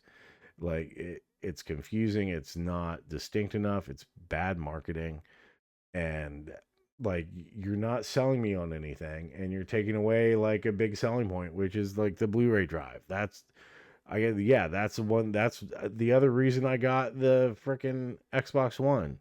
Oh, this is my Blu-ray player, and like now I can't stand to turn any of these on, the Xbox One or the Xbox S. Eh, and the reason for that, like I don't know what's mine, and I don't know what's a weird fucking advertisement, and it wants to like force me online. I don't want to go online. I don't want it to be online. I don't want to connect to your fucking bullshit. I just want like I want to watch a Blu-ray, or I want to play a game that I have installed. Like get out of here with this live service bullshit and like pushing your ads and all of that. I don't care, and like it just ugh, I hate it. I hate it. I think it's stupid and pointless, and it gets a big F. Like fuck you, Microsoft. Xbox is done anyway, and yeah. Oh wow, we're really going. I can see. All right, we've yeah, we've kind of filled things up here. Um, so I'm just gonna move out of the way uh while we go through. But yeah, that so ugh, ugh, ugh. And then on the other side, oh well, who else do we have? Who else do we have? How's let's check in on Sony and see what they're doing with the PlayStation. They had the PlayStation 5, and that was, oh boy, the PlayStation 5. And like, uh, it's more of the same. Yeah, it's more powerful. It's got a better selection of games than the Xbox, but like nothing like really exclusive. Like a big thing was like it had the exclusive Stellar Blade for a while until that came to Steam back in June of 2025.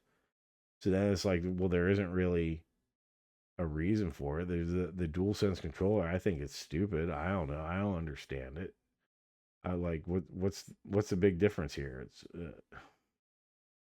It's got a better little weird touch plate that you guys did. Like it's kind of like the Xbox Series S controller. Like it's just an Xbox One controller. This is just a PlayStation 4 controller, but like dressed up, so it's more expensive. Um, the PS5 is like the nicest looking Sony console, I think, or at least the best looking one since the first one. First one looks a little more like a Fisher Price kind of baby toy for babies. the PlayStation 1. PlayStation 2 was ugly as fuck, but utilitarian. And PlayStation 3, ugly, stupid. PlayStation 4, mid. But then you have the PlayStation 5. Okay, this is kind of cool. I still don't like it, but there's a vibe to it, you know? There's like they're trying to make it look cool. It does look cool, but now it's like, you know, they're taking out the DVD drive. And oh yeah, the other thing, like if you collect physical games, like the PlayStation 5, at least it has physical games. There's a lot there I don't trust though, like with any of this shit. Any of this new shit. You know, unless it's all there on the disc, and like they can still keep you from playing it. You know, who knows what they're gonna do to the console. But like all things aside, like the PlayStation 5 for like the ninth generation, it it's the S tier console of the ninth generation. And I think that shows just how shitty things have become. Um, yeah. Uh, but or has it? Because you know another console in the ninth generation, like the newest entry, is a Nintendo Switch 2. Now, like the Switch 1 was awesome. So the Switch 2, that should be even more awesome, right? Like they're gonna, yeah, it's kind of the same thing, but it's gonna be better. It's gonna be a lot more powerful. In a lot of ways it is, but in a lot of ways it's a lot worse. It just kind of like reveals Nintendo's greed and their hubris. And, I mean, well, not even hubris, but like their market dominance. Because like people are gonna buy it no matter what. Like if they Nintendo fanboys are gonna buy it. Like if I was like going to buy a console, like you're telling me, hey, buy a new console. I'm not gonna buy the PlayStation 5. I'm gonna buy a Nintendo Switch 2. Because I've already been in the Switch ecosystem. I know those games will work with it, and on like Nintendo, I'd rather play their first party games. And like I'm gonna enjoy that a lot more than anything Sony has to offer on the PS5. Yeah, it's just not there. But then you know you have the pricing, and that's definitely more than what I was expecting for the Switch 2.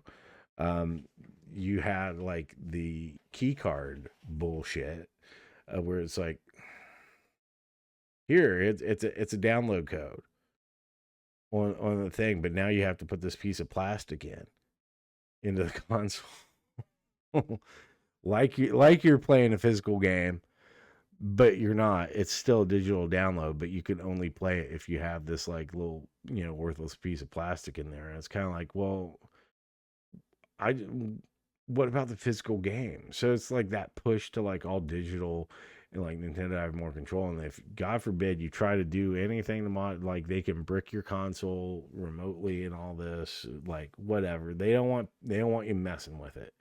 They want you to enjoy things the way they want you to enjoy. And they're charging $10 for like the welcome game thing that shows you how to do that. It's like I don't know, like it's just kind of pointless. Yeah, again, this is like worse than the Wii U. Because at least with the Wii U, I could see like I'd be getting this like neat little handheld, like tablet controller thing, that I could play some stuff on or use it as like a second screen for things. Like I'm imagining like okay, if they actually had like a Madden or something on there, like you could choose your plays on that screen like you could the VMU back in the Dreamcast days. Like you'd have like a better VMU sort of interface than the Wii U.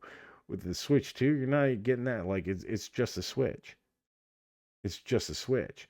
And like I'm not that excited about the games on there. I was like Mario Kart. I don't know. It just doesn't look like as appealing to me.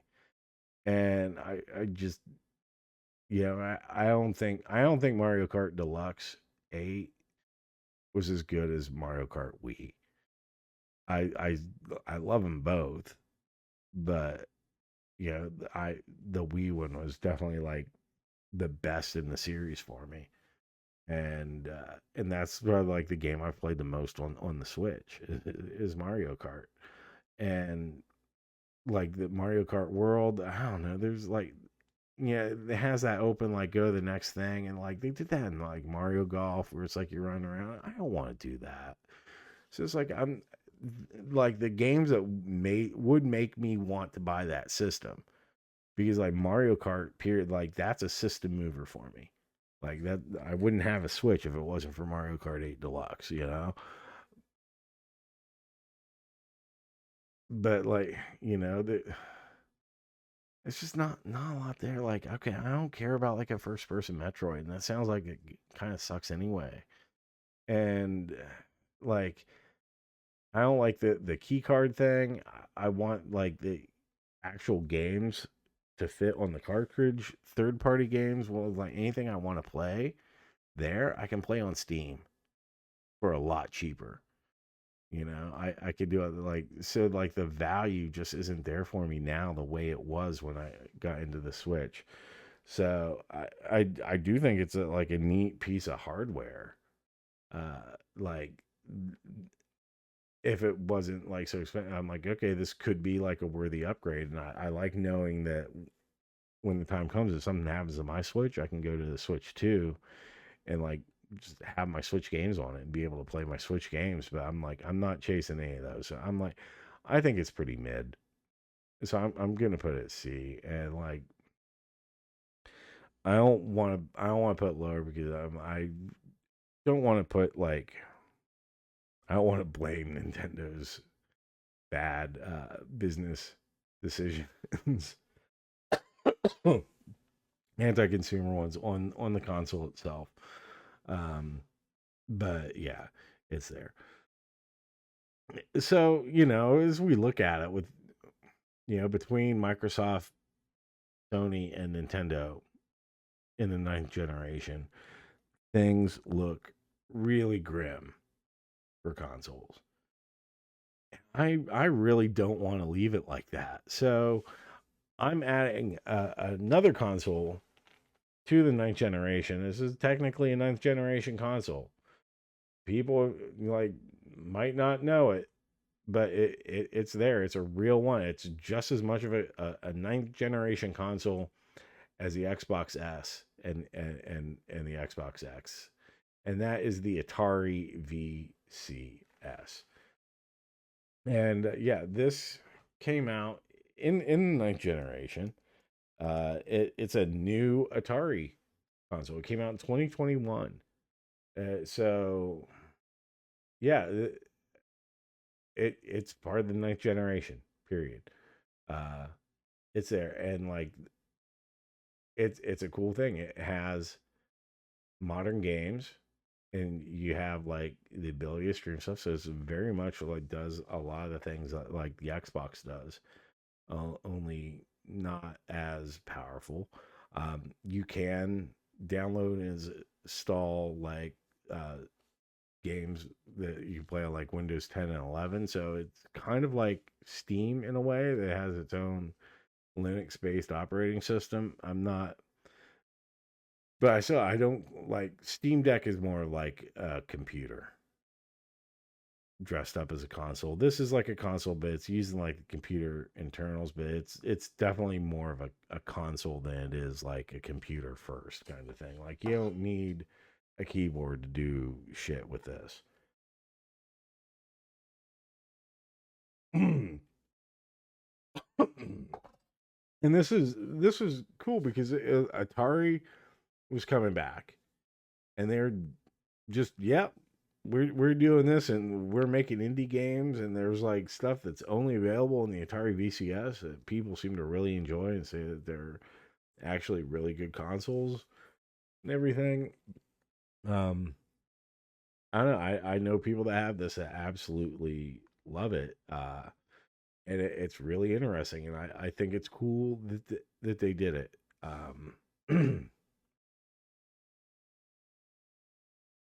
Yeah, I really don't know what else to say. It's got its own little store and everything. So,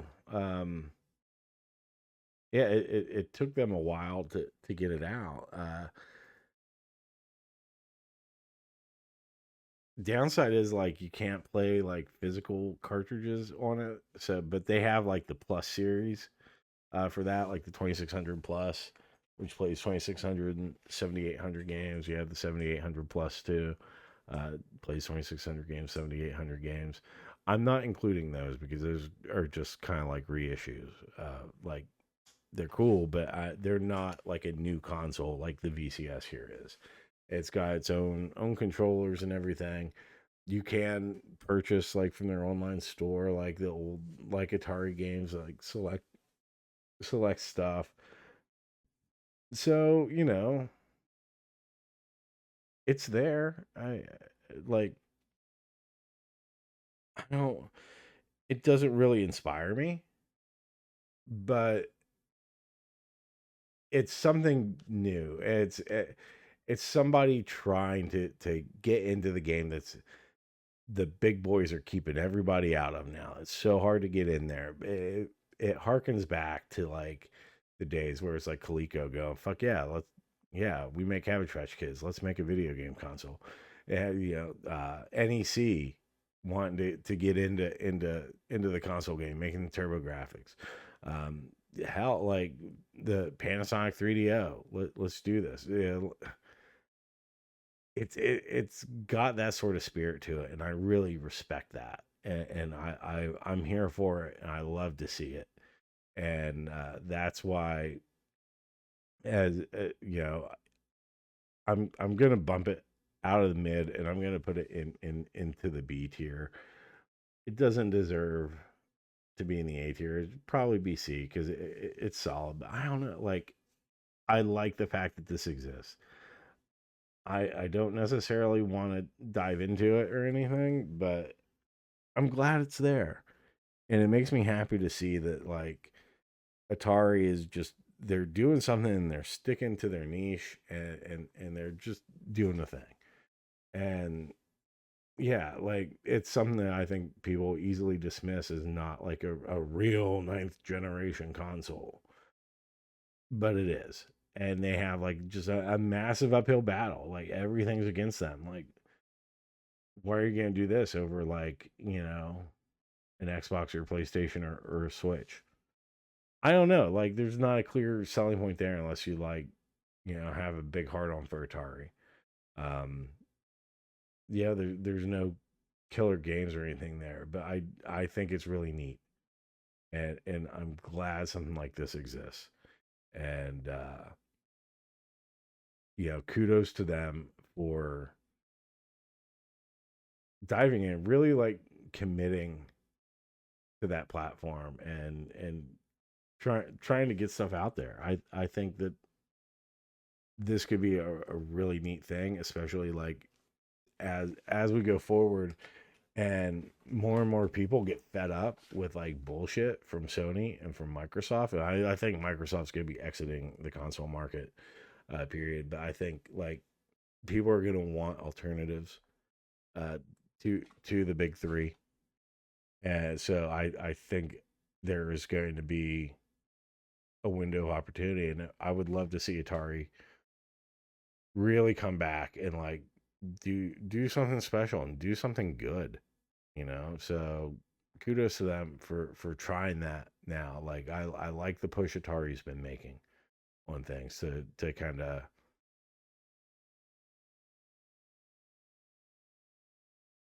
support their legacy as well as like look towards the future and building something new. So there you have it. That is my tier list of every major console from the first to the ninth generation. This has been a very long video. Oh my fucking god. Thank you for staying with me. If you're still around at this point, I don't know how I am. But yeah, so now what I'm gonna do, because all right, we've got each of the best of each generation, right? But what's the best console of all time? Well, I'm gonna take a look at the S and the A tier consoles, and we're gonna take those, and we're gonna have it out, and we're gonna get to the bottom of this, and we're gonna find out what the best console of all time is. Will it be the Atari Pong home system? Will it be the Odyssey? Will it be the Atari 2600, the NES, the Sega Genesis, the Neo Geo, the Sega Saturn, the Sega Dreamcast, the Nintendo Wii, the Nintendo Switch, the PlayStation 5, the ColecoVision, Sega Master System, Super Nintendo, 3DO, PlayStation 2, Xbox 360, or the Wii U. So those are going to be the systems battling it out to see who the best one of all time is. And yeah, there you go. So thanks for watching. I hope you enjoyed this video. This is fun for me to make and kind of dig into and really think about like where I wanted to put stuff. So yeah, like this video, subscribe if you haven't already, and like stick around because yeah, I'm wondering, I'm trying to set my biases aside and see where this goes. So stick around for next time, and thank you so much for watching and supporting my channel. Take care.